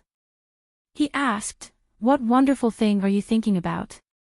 Yu Shu's face quickly tensed. She lowered her head and said, "This subject doesn't dare to speak." If she didn't dare to speak, then it had something to do with him. The Emperor of Yan raised an eyebrow and his curiosity was piqued. "Speak, and I will forgive you." Yu Shu's expression was a bit awkward. He braced himself and said, "I just remembered that when your majesty was a hidden dragon in the abyss, the Empress Dowager came to the capital to help you choose a concubine. She even held a banquet in the mansion and invited many noble young ladies. I also went with Big Brother." Oh. The Emperor of Yan did remember this, but he hadn't been present at that time. He didn't know what was worth her laughing at. "Continue, what are you laughing at?" "Oh, the Empress Dowager must have wanted to test one's character, so she gave 4 riddles. She said that one of the 4 riddles was the heirloom of the Jiang family. Whoever could guess it would get a prize." Cough cough, who would have thought that the so-called heirloom was a pair of cloth shoes? When people saw it, they didn't take it seriously. They all thought that the Empress Dowager was making fun of them. Yu Shu's point of humor was clearly here. The Emperor of Yan also laughed and asked her casually, "Then did anyone guess it correctly?" Yu Shu hesitated for a moment and said, "There is indeed one person. Speaking of which, this person is the one your majesty saw just now. She is the female imperial official in front of this subject." The Emperor of Yan suddenly stopped walking and turned around. Against the warm autumn sun, his expression couldn't be seen clearly. "It's her. Is she married?" This question was a bit redundant. At that age, she had both talent and appearance. She was probably married long ago. Not yet. Yushu lowered her head and didn't look at the emperor's expression. She explained a bit more. Her life is indeed a bit pitiful. Her parents passed away early and she lived under someone else's roof at a young age. Later, she relied on her own hard work and passed the Dayan examination and became a celestial commissioner. As a woman, I couldn't help but take care of her. Perhaps it was I who gave her a bad idea. She was good at everything and never agreed to anyone who proposed marriage. That's how it has been delayed until now. The Emperor of Yen listened patiently to Yushu finish talking about her life, and a strange feeling suddenly arose in his heart. A figure flashed in front of his eyes. At that time, he only felt that she was gentle and pleasing to the eye. Now that he knew that she was a woman who was gentle yet strong, he missed her even more. She hadn't married until now. Was it because of him? What's her name? He asked suddenly. Situ Qinglan. Yushu hid a smile in her eyes. He had to get closer to see it. Chapter 830. After the results of the consort selection, the good news was sent out of the palace on the same day. Kunling Bureau also sent officials to each Fu to report the good news. Yushu personally went to Grand Secretary Ji's Fu. The Ji family had the first empress of the Great Yen. A great honor fell on the heads of the family. It was enough to bring glory to the ancestors. It could be imagined that the girls of the Ji family would become precious and hard to find. Ji Hongru had become the father-in-law of the country and successfully entered the ranks of the imperial family. He was not a pedantic person. Otherwise, he would not have supported the Emperor of Yen to become the emperor.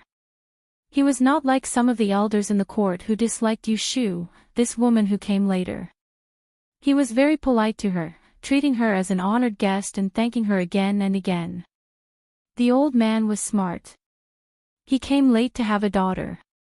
None of his first 3 sons were as considerate as his youngest daughter. Sending her into the palace was out of helplessness. He had thought that with the Empress Dowager's own niece in front of him, the Empress would never be his family's turn.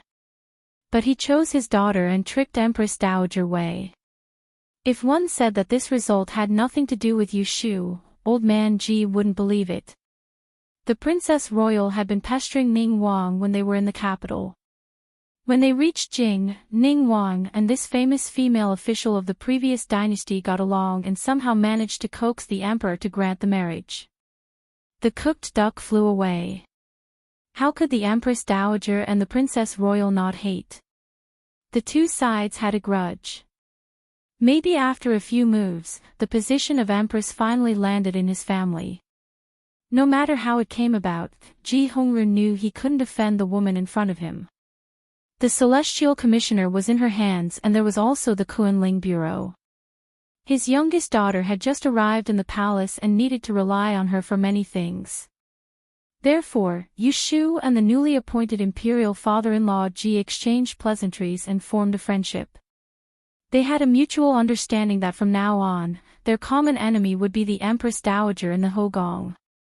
Imperial father-in-law Ji personally saw Yushu to the gate. Seeing her get on the sedan, he turned and calmed down. He gathered all the sons and daughters-in-law of the 3 branches to the study and carefully beat them up to prevent any more accidents before the Empress's coronation ceremony. When Yushu returned to Taishi Tower, the sun had just set. She wrote a note and asked the black-robed guards to send it to Shui Rui to let him know that the Empress had been decided. The Ji family was very sensible. Ji Hongru's guess was absolutely correct. Half of the reason why Wei family lost the Empress was due to Shui Rui and Yushu's efforts. This matter was not difficult to handle. As long as they accurately grasped the emperor's thoughts, Shui Rui's side would inconspicuously throw a tantrum while Yushu's side would restrain the Empress Dowager and secretly build support for the two daughters of Dai family and Ji family, causing the Empress Dowager to feel a sense of crisis and have no choice but to stand up for her maiden daughter. Yet the higher the Empress Dowager Wei raised Miss Wei, the more the emperor disliked her. Even more, the Marquis of Cheng'en, Wei Shihan, wasn't the emperor's Dijojo. Was there a need to give his family so much face? When the Empress Dowager comes back to herself, she will probably be very angry. Yushu leaned against the chair, one hand propping up her head, the other lightly tapping the white jade table. She hummed, "She is heartless, I am heartless." Empress Dowager Wei didn't come to provoke her and Shui Rui, didn't provoke Shui Rui and the emperor. Who cared if the daughter of the Wei family became the empress? She and Shui Rui weren't useless. Situ Nuyu is here. A report came from outside the tower. Let her in. Yushu put away her lazy attitude and sat up straight to see the person come in. Situ Qinglan had been running around the palace for a whole day and was exhausted. She forced herself to come back to report. Grand Secretary, the consorts of the palaces have already been settled in. Empress Ji will temporarily live in Phoenix Perching Palace before the conferment ceremony. Consort Wei Shu was originally arranged to live in Yongla Palace, but the Empress Dowager later issued an edict and changed it to Zhongsui Palace. Pinli was granted to live in Shixia Palace, and the two Jiayu and the two Jiaoyi are temporarily living in a side hall. The rest are scattered. When Yushu learned of the Empress Dowager's interference, she said without hesitation, the two honored consorts Shu of the previous dynasty didn't have a good ending in Yongla Palace. The Empress Dowager is afraid that consort Wei Shu will also be unlucky, so she moved to Zhongsui Palace, a place with good feng shui. Does she want our dynasty to have an Empress Dowager Shui? Hee hee. Situ Qinglan kept her head low and didn't reveal any strange expression when Yushu used Empress Dowager Shui to mock the harem. Empress Dowager Shui of the previous dynasty was Emperor Chongzhen's birth mother. She clearly had the empress above her, but she flourished because of the late emperor's favor. Zhongsui Palace was her residence. The empress had no children, so she relied on her son to survive until the end and earned the honor of being a mother Empress Dowager. She could be considered a role model for the women in the harem.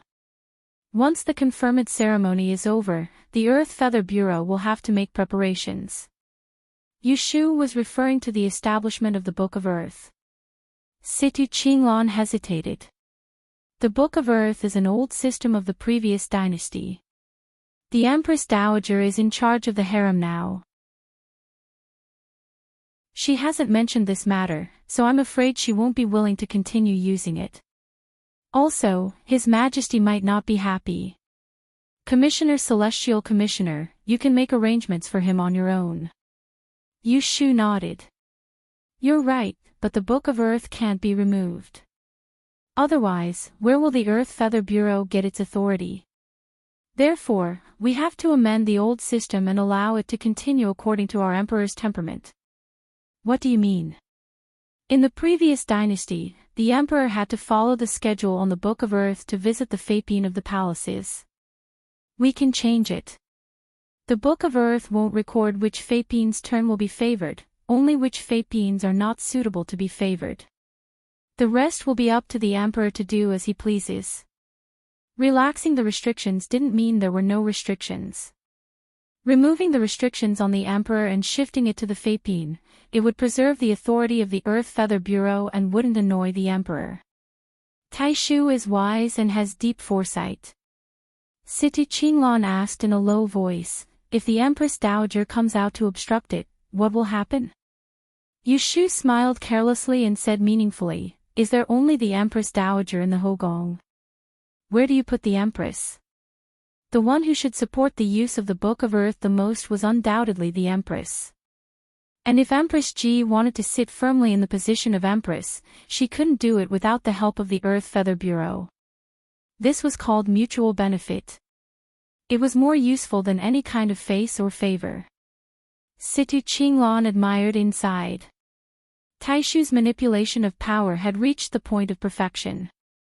Empress Dowager Wei had really lifted a rock to smash her own feet by provoking this one. Since we've finished talking about official matters, let's talk about private matters. Yu Shu stood and walked down the steps to the tea table by the window. Pointing at the yellow rosewood chair opposite her, she called for her to sit down and talk. In the early years, I couldn't attend to you, so I didn't ask. Now that it's peaceful, I have to ask you, what are you going to do with your marriage? Are you going to continue to wait for your marriage or find someone of equal status to marry? You can't just wait like this. Look at how hard it was for her to be the superior. She had to worry about the marriage of her subordinate. Situ Qinglan hadn't expected her to suddenly mention this, and it was after the selection of the Hogong's concubines. How could she not feel guilty? She opened her mouth and said timidly, I haven't thought about it yet. Yu Shu poured a cup of tea to moisten her throat before saying, then think about it now. I'll give you some advice.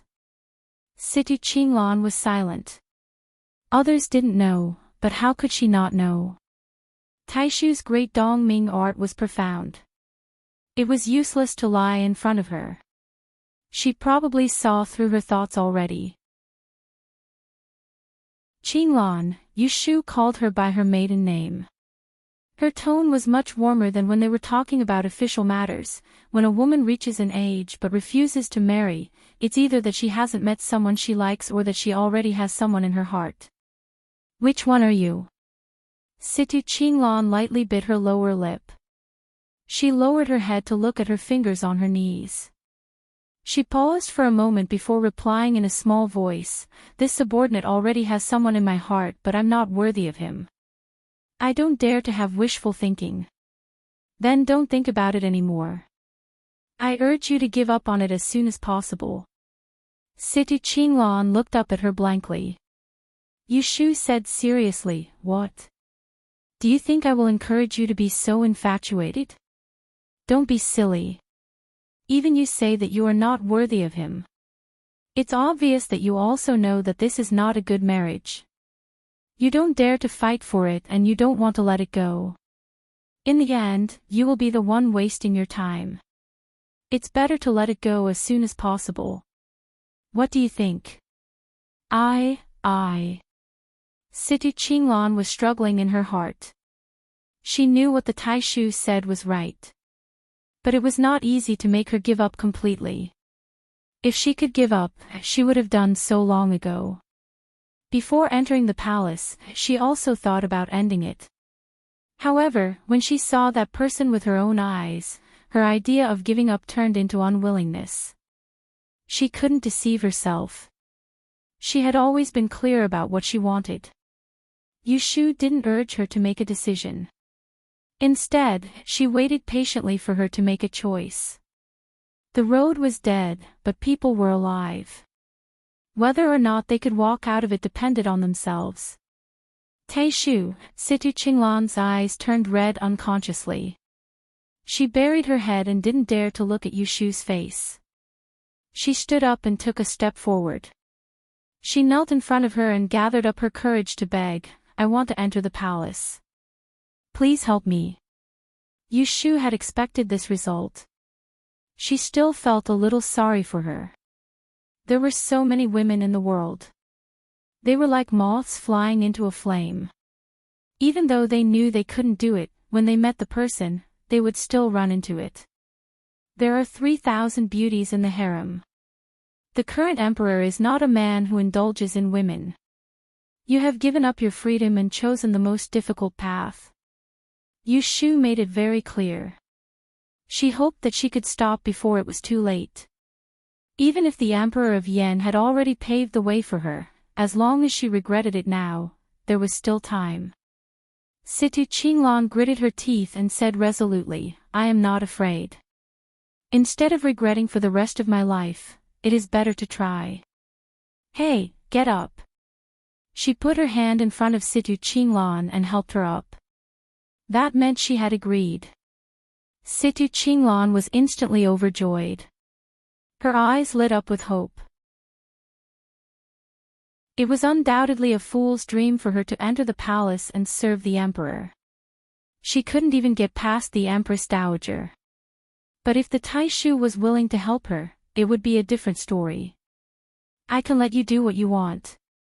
But you have to listen to my arrangements. Don't do anything rash. Otherwise, I won't care if it is a blessing or a curse for you in the future. There was no turning back. Situ Qinglan hurriedly promised, "Don't worry, Taishu. I will never do anything stupid." Yushu nodded and then warned her, "Then go back today. I will arrange a chance for you to show your face in front of the emperor. But you have to remember to keep your place and maintain your integrity. Don't use those underhanded methods. If you want to enter the Hogong, then let the emperor invite you openly." Empress Dowager Wei thought herself clever and thought that no one knew a son better than a mother. She had picked those young and tender girls for her son. But only men knew what men liked. Shui Rui had revealed to Yushu a long time ago that the emperor liked women who were as gentle as water, but couldn't be so soft that they didn't have a personality. Their age couldn't be too different. In other words, he liked women with femininity. That bunch of girls in their teens, what femininity did they have? Situ Qinglan's inferiority complex was just because of her age and birth. She didn't know that these 2 points were her strengths, and suited the emperor's appetite. As long as she knew when to advance and when to retreat, she wouldn't have to worry about the emperor's love in the future. And for Yushu, arranging for Situ Qinglan to enter the palace had other uses. The Empress Dowager was too bored. Then she would muddy the waters of the Hogong, and trap her inside so she couldn't climb out. Taishu, Qinglan is extremely grateful for your recognition and help. If there is a future, I will repay you. Situ Qinglan solemnly promised. Yushu smiled. She didn't believe in revenge. People would change. She didn't expect Situ Qinglan to be so humble and obedient to her like now. She didn't expect Situ Qinglan to be so powerful one day. But she could guarantee that she would always stand higher than them, and would always need them to look up to her. Chapter 831. After the Great Yan established the capital of Tianjing, the situation in the court became more and more stable. However, with the Yangtze River as the boundary, the south showed signs of chaos. 4 months ago, on the eve of the fall of the Yan dynasty, the 2 Empress Dowagers and Empress Xiaojiang took the young Crown Prince Luing to the palace in Luoyang to seek refuge. In the 8th month of the same year, the 6-year-old Luing was crowned emperor in Luoyang. The neighboring counties all responded, while Emperor Chongzhen, who was trapped in Tianjing, was unknowingly abdicated. The next month, the army sent by Emperor Yan arrived at Luoyang. It took them 3 days to break through the city. The 2 Empress Dowagers and Empress Xiaojiang once again took the young emperor and fled for Fujian. 100,000 Yan soldiers split into 2 groups. One group chased them south, while the other group followed closely behind. The flames of war burned from Luoyang all the way to Jiangnan. In the face of the experienced Great Yan cavalry, the soldiers of the Imperial Guards couldn't withstand a single blow, let alone the volunteer army that had just been assembled. The remnants of the previous dynasty were defeated again and again until they surrendered without a fight. The young emperor and Empress Dowager Xiaojiang also disappeared in the chaos of the war. The 2 Empress Dowagers Rui and Shui were captured and escorted back to the capital. At the end of the 10th month, Emperor Yan conferred the title of Empress to the world. Not long after the conferring ceremony, the imperial envoy Guanyu returned from Luoyang, escorting more than 10 prison wagons to the capital. The prisoners were all remnants of the Imperial Guards, including Rui and Shui. Emperor Yan didn't blame them for the escape of the young emperor and his mother. When he received the memorial from Guanyu for the southern conquering general Ma Penghui and the other generals, he approved it that night. The next morning, Guan Yu was appointed as the Minister of Justice, a scholar of the Hall of Martial Heroes, and a member of the cabinet. Ma Penghui was conferred the title of Count Yong Yi, 100 taels of gold, and a Fergana horse. The others were rewarded according to their merits. Guan Yu became the favorite of the emperor. After the court, he was targeted by a group of people. For no other reason. This new scholar had just turned 30 this year. He wasn't young, but he was handsome and gentle. His wife died of illness when he was young, leaving him with only a daughter.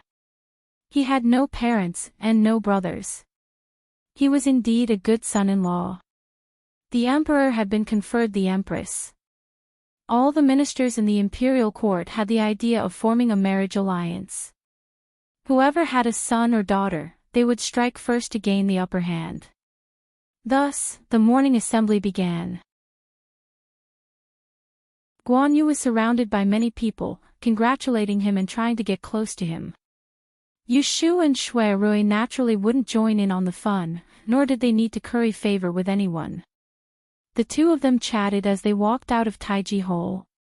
When passing by this group of people, Yu Shu turned around and glanced at Guan Yu. Seeing his appearance, he immediately guessed what these people were planning and couldn't help but smile. Shui Rui saw her laughing at Guan Yu's pretty face and coughed. He said, "Don't be fooled by his scholarly and upright appearance. In reality, he is very cunning. When I led troops to take down Dingzhou, he was actually very cunning. This fellow followed behind and took advantage of the situation. He didn't even see a drop of blood, but he was able to gain military merits from the battle reports that were sent back to the capital. This time, he had also used flowery words to coax the emperor into sending him south as an imperial envoy. Following behind Ma Penghui to steal merits, he actually managed to sneak into the cabinet." Hearing this, Yu Shu knew there was an exaggeration in his words. If Guan Yu was really so unbearable, he would have taken action long ago to get rid of him. How could he allow someone to curry favor in front of the Yan Emperor? She didn't expose Shui Rui. Instead, she said, "This person has the looks of a peach blossom. Before long, trouble will come knocking on his door. Just wait and see." Shui Rui was amused. Only now did he know that her smile just now was a sign of schadenfreude and nothing else. The two of them chatted and laughed as they left the palace doors. Shui Rui could ride a sedan chair in the palace, but he was more willing to accompany her a bit longer. How could he not treasure the day and night companionship he had obtained after so much hardship? Today, Shui Rui had asked her to go out for a stroll in the afternoon. He didn't say where. He only told her to dress more comfortably and that he would go pick her up. Speaking of which, although they were engaged, one was busy writing books and the other was busy reorganizing the Celestial Commissioner. They didn't even have the time to date. When Yu Shu returned home, she first had someone prepare hot water. After eating a bowl of nourishing yulu soup, she went to take a bath. She only needed to sit in the bathtub and there would be servants to wash her hair, wipe her back, and massage her hands and feet. At this time of year, there was a fire dragon burning on the ground, so she didn't feel cold. In the early years, she wasn't used to having people serve her. But after she reached a high position, this habit slowly changed. It was really that she was tired enough outside. If she couldn't enjoy herself at home, then what was the use of working so hard to earn wealth and splendor? "When I go out later, I'll find some light clothes," she ordered. The servant outside the bathroom door responded and turned to find Sister Xan, who was in charge of the clothes. When Yu Shu came out of the bath, she put on a woolen coat and returned to the bedroom through the small door. Xan had already tidied up the new clothes for this season. Even the boots and accessories were matched and placed in front of her. Yu Shu was not afraid of the cold this winter. It had snowed lightly the day before yesterday, and the sun had risen in the past 2 days. Yu Shu could withstand the cold but not the heat, so she asked the maidservants to put away her long fur coat and cloak. She picked out a set of green embroidered cotton linings with dark jade-colored flowers. The sleeves were trimmed with a black fox fur coat, and the cuffs were lined with a jade-green pleated long skirt. The skirt reached her heels, and revealed a pair of thick black gold boots. She hung a string of crystal tassels around her waist, and that was it. After smoking and drying her hair, she sat in front of the makeup mirror to do her makeup.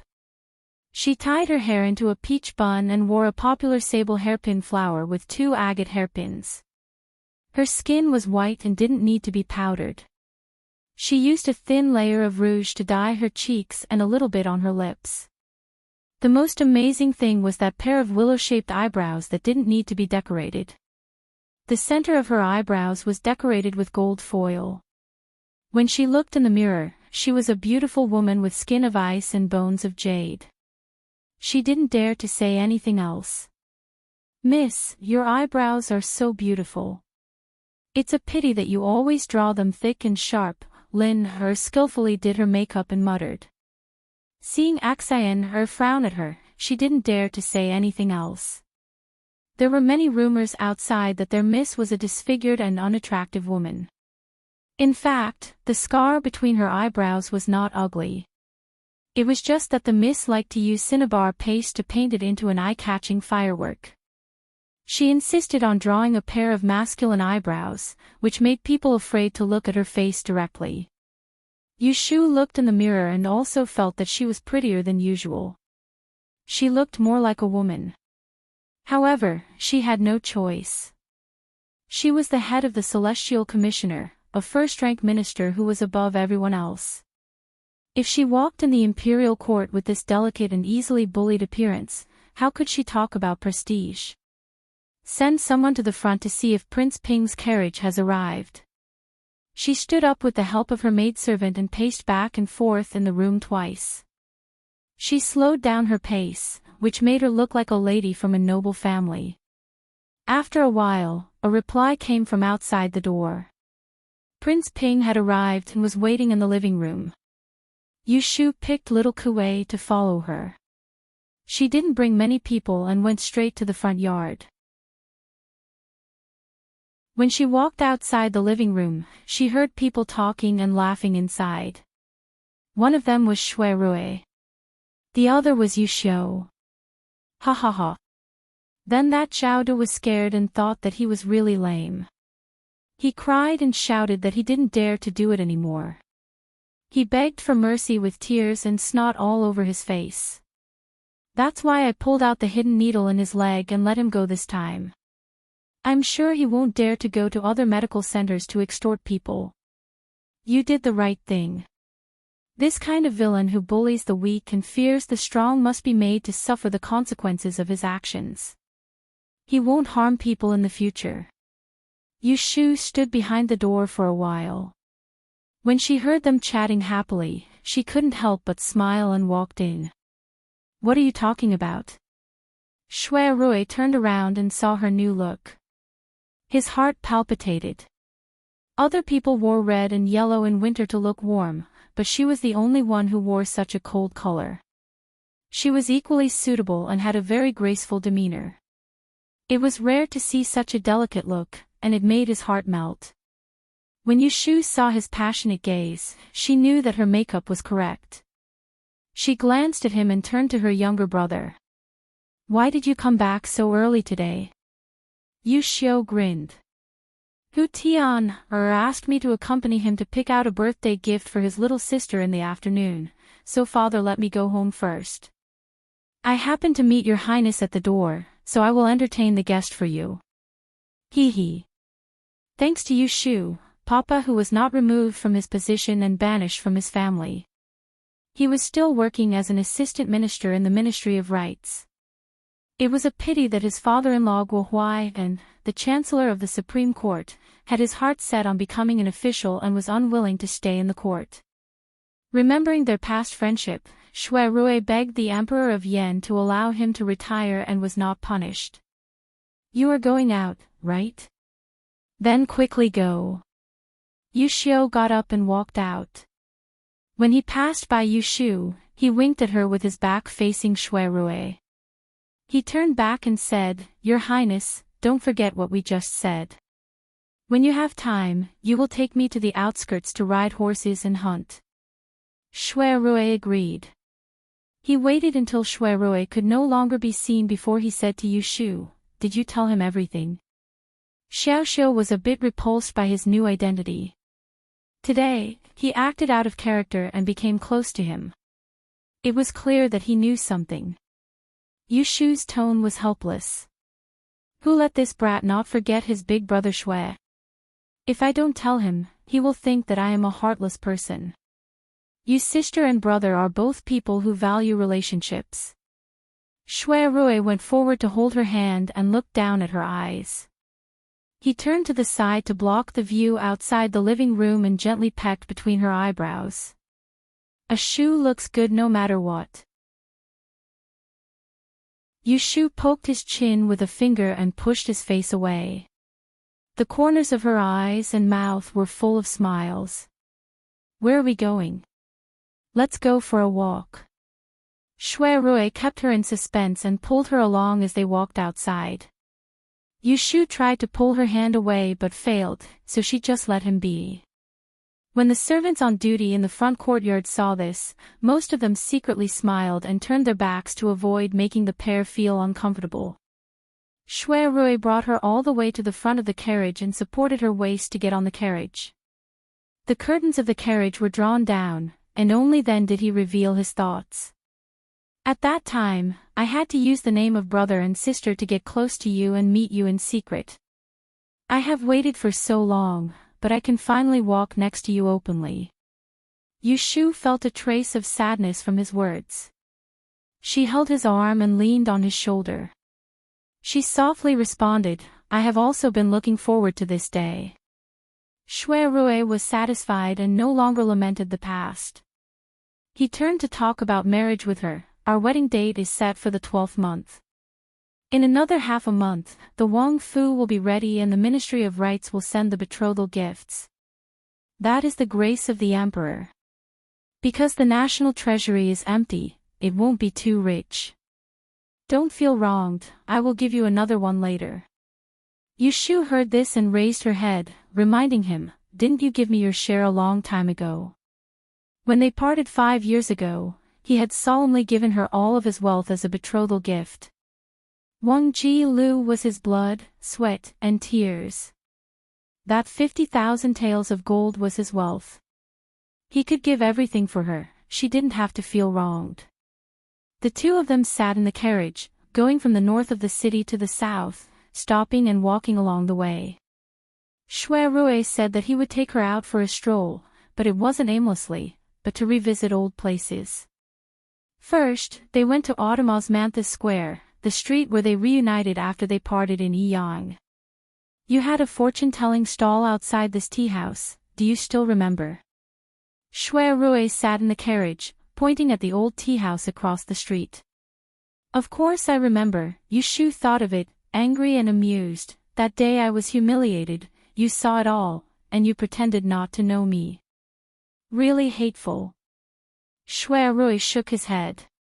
He pointed at a seat at the bottom of the tea house and told her, "Then you definitely don't know about it. Because I saw you being bullied, I investigated the gangs that collect rent on this street and dug out their backer. I taught them a good lesson and helped you vent your anger." Ah. Yushu hadn't heard him mention it. Shui Rui let the coachman continue to go south. Soon, they arrived at another place that Yushu was familiar with. There was an alley on Huixing Street, and there was a small courtyard in the alley, which was the first place she settled in the capital. At that time, Shi Xiaoxiu, Jing Qin, and she lived together. And Xia Jiangmin lived under the same roof. The carriage stopped by the roadside, and Shui Rui and she got out of the carriage and walked forward. There were ordinary people living nearby, and suddenly they saw a man and a woman dressed in brocade clothes appear at the intersection. They all looked at them. Shui Rui and Yushu didn't care about the eyes of others, and walked past the crowded places. When they were about to reach the entrance of the alley, Shui Rui suddenly stopped, and Yushu walked past him 2 steps, looking back at him. What's wrong? Shui Rui faintly said, you must not know, during the time you lived here, every time I sent you to the entrance of the alley, I would see you disappear. I had to see you disappear before I was willing to leave. I always hoped that you would look back at me. At that time, her heart belonged to someone else. She avoided him, and if it wasn't for his perseverance, how could she wait for her to look back? Yushu was stunned, and from his short words, she could feel his disappointment and loneliness that day. Her heart trembled, and she blurted out to him, isn't it simple? Just stand there and don't move. As she spoke, she retreated. She turned her back and took a step forward, then turned her head to look at him. Then, she turned her back and took another step forward, then turned her head to look at him. She continued like this until his face was full of smiles, so bright that it was not even as bright as the setting sun. After leaving Huixing Street, Shui Rui took her to the old residence where the siblings and Zhao Hui's family lived in the south of the city. They went to the Cheongyu building of the Twin Sons Association on the Spring Lawn River. They went to the Jade Lion Lake, where they went boating in the summer. Of course, there was also the Wangji building, where they pledged their love. Every time they went to a place, he could tell her something she didn't know, which made her feel moved and distressed. She was waiting for him, and more for his sincerity. When night fell, the carriage stopped in front of the Dingbo Hall. After dark, the temperature suddenly dropped. Shui Rui tied a cloak for her to keep out the cold, and led her into the inner courtyard. Zhongbo was waiting for them to come back. When he saw Yushu, he bowed and greeted, I haven't seen you for a long time, how are you? Yushu nodded to him, and said in a pleasant tone, Zhongbo has worked hard to take care of Wang Ye these days. Zhongbo smiled, it's not hard, it's this old servant's duty. The garden is ready with food and wine, Wang Ye and Miss, please go. Looking at their figures walking hand in hand, he looked very gratified. He could watch the eldest young master start a family in place of the dead master, which could be considered as repaying the kindness. The garden of the Dingbo Hall was different. There was a natural lake here, and the lake was very deep. On the lake, there was a stone bridge that was more than 30 feet long. Because the bridge was engraved with hundreds of birds flying, every night, the quiet lake would reflect the bright starry sky. The whole bridge was like it was built on the Milky Way, so it was jokingly called the Magpie Bridge. Unfortunately, there were few stars tonight, and there were no lights on the bridge. The lake was dark, so they couldn't see the beautiful scenery of the Magpie Bridge flying in the sky. In the waterside pavilion by the lake, there was a table of exquisite food and wine. There was a fire in the 4 corners to warm them, and 2 bamboo curtains hung down, blocking the east wind, so people didn't feel cold at all. With the silver moon accompanying it, it added a lot of interest. I propose a toast to my eldest brother. I wish you good health and success in your dreams. Yushu filled the cup and offered it to Shui Rui. Shui Rui held her wrist, but didn't take the cup. His eyes flickered, and he said embarrassedly, although I like to hear you call me eldest brother, it's not intimate enough, and it'll be even more inappropriate when we're husband and wife. Can you change the way you address me? Yushu was deeply in love with him, so she went along with him. Then what should I call you? Shui Rui pretended to raise his head in thought for a while, then he said in distress, now that I've changed my name, it's not appropriate for you to call me Qingbi. Then should I call you by your current name? Shining. Shui Rui shook his head, this is the name my birth mother gave me, so I can't help but feel sad. I don't want you to call me by this name. Why don't you give me another courtesy name? How can I do that? Yushu didn't know whether to laugh or cry when she heard his nonsensical words. Isn't this nonsense? Courtesy names are bestowed by elders. How can you just randomly give it to someone else? Unexpectedly, Shui Rui was serious. His expression didn't look like he was joking at all. My name is nothing more than a title to me, and it gives me no sense of belonging. You're the closest person to me in this world. You know my background, understand my past, and will accompany me for the rest of my life. I hope to have a mark with a different meaning, to be branded on my body, so that I'll never forget who I am no matter what. Ah, Shu, can you give it to me? Shu was silent for a long time. She freed a hand and dipped it into the wine in the cup, writing stroke by stroke on the table in front of him. She joked, "You know that I haven't read much, and that I'm a commoner who can't even read a few words, yet you insist on making things difficult for me. Since you've given it to me, you can't change it even if you don't like it." Shui Rui stared unblinkingly at her fingertips as she wrote a word neatly on the table. When he saw this word clearly, his frown relaxed, and a smile bloomed on his face. His dark eyes lit up like fireworks, as bright as the stars. Shu softly recited, "A gentleman is like jade, like Jean Yu. Yu is a beautiful piece of jade. Big Brother is a man who values relationships and promises, and is wise and brave beyond compare. In my heart, you're the one and only gentleman, my husband." The word husband that came out of her mouth was exceptionally pleasing to the ear, and not only did it have a deeper meaning. Husband sounded like husband, and was clearly calling her Shu's husband. It was full of affection, and it was very pleasant to listen to. "Good, from now on, I'm your husband." Shui Rui held up her wrist and leaned forward to finish the cup of wine before taking away the empty cup. After that, he grabbed her wrist and pulled her up from her seat and brought her into his embrace. After that, he turned towards the railing and embraced her flexible waist. He held her hand tightly as he lowered his head and stared at her face with deep affection. "Do you still remember that year at the gentleman's hibiscus banquet? I jumped into the bottom of the lake to find a hibiscus lantern made of real gold. In order to obtain a golden jade hibiscus, even if I couldn't publicly confess to you, I still had to let you see my true feelings.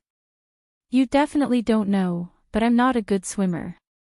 When I jumped in, I only had one thought in my mind: even if I died, I wouldn't give you to anyone else. Fortunately, I did it in the end." The emotions that Shu had been accumulating for a day, at this moment, like a crazily rising tide. She didn't know how to express her love.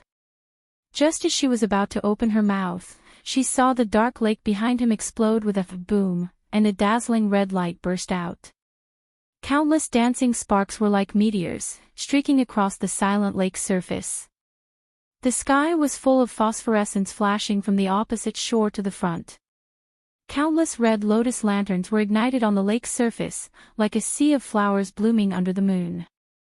The Magpie Bridge in the middle of the lake appeared out of thin air. It was actually thousands of lanterns on the bridge, spanning across the Milky Way. The scene was so beautiful that she couldn't bear to blink, and then he stole her lines: "Life and death are separated, and we have a promise. I only wish to hold your hand and grow old with you. Husband." To be continued. You're tuning into the LoveLore Library YouTube channel. We're so grateful for your support, and don't forget to subscribe to join us on this incredible journey through captivating stories. Your generosity through donations truly makes a world of difference, as it's the primary source of revenue that allows me to expand and enhance this channel for you. Thank you from the bottom of my heart for being a part of this adventure.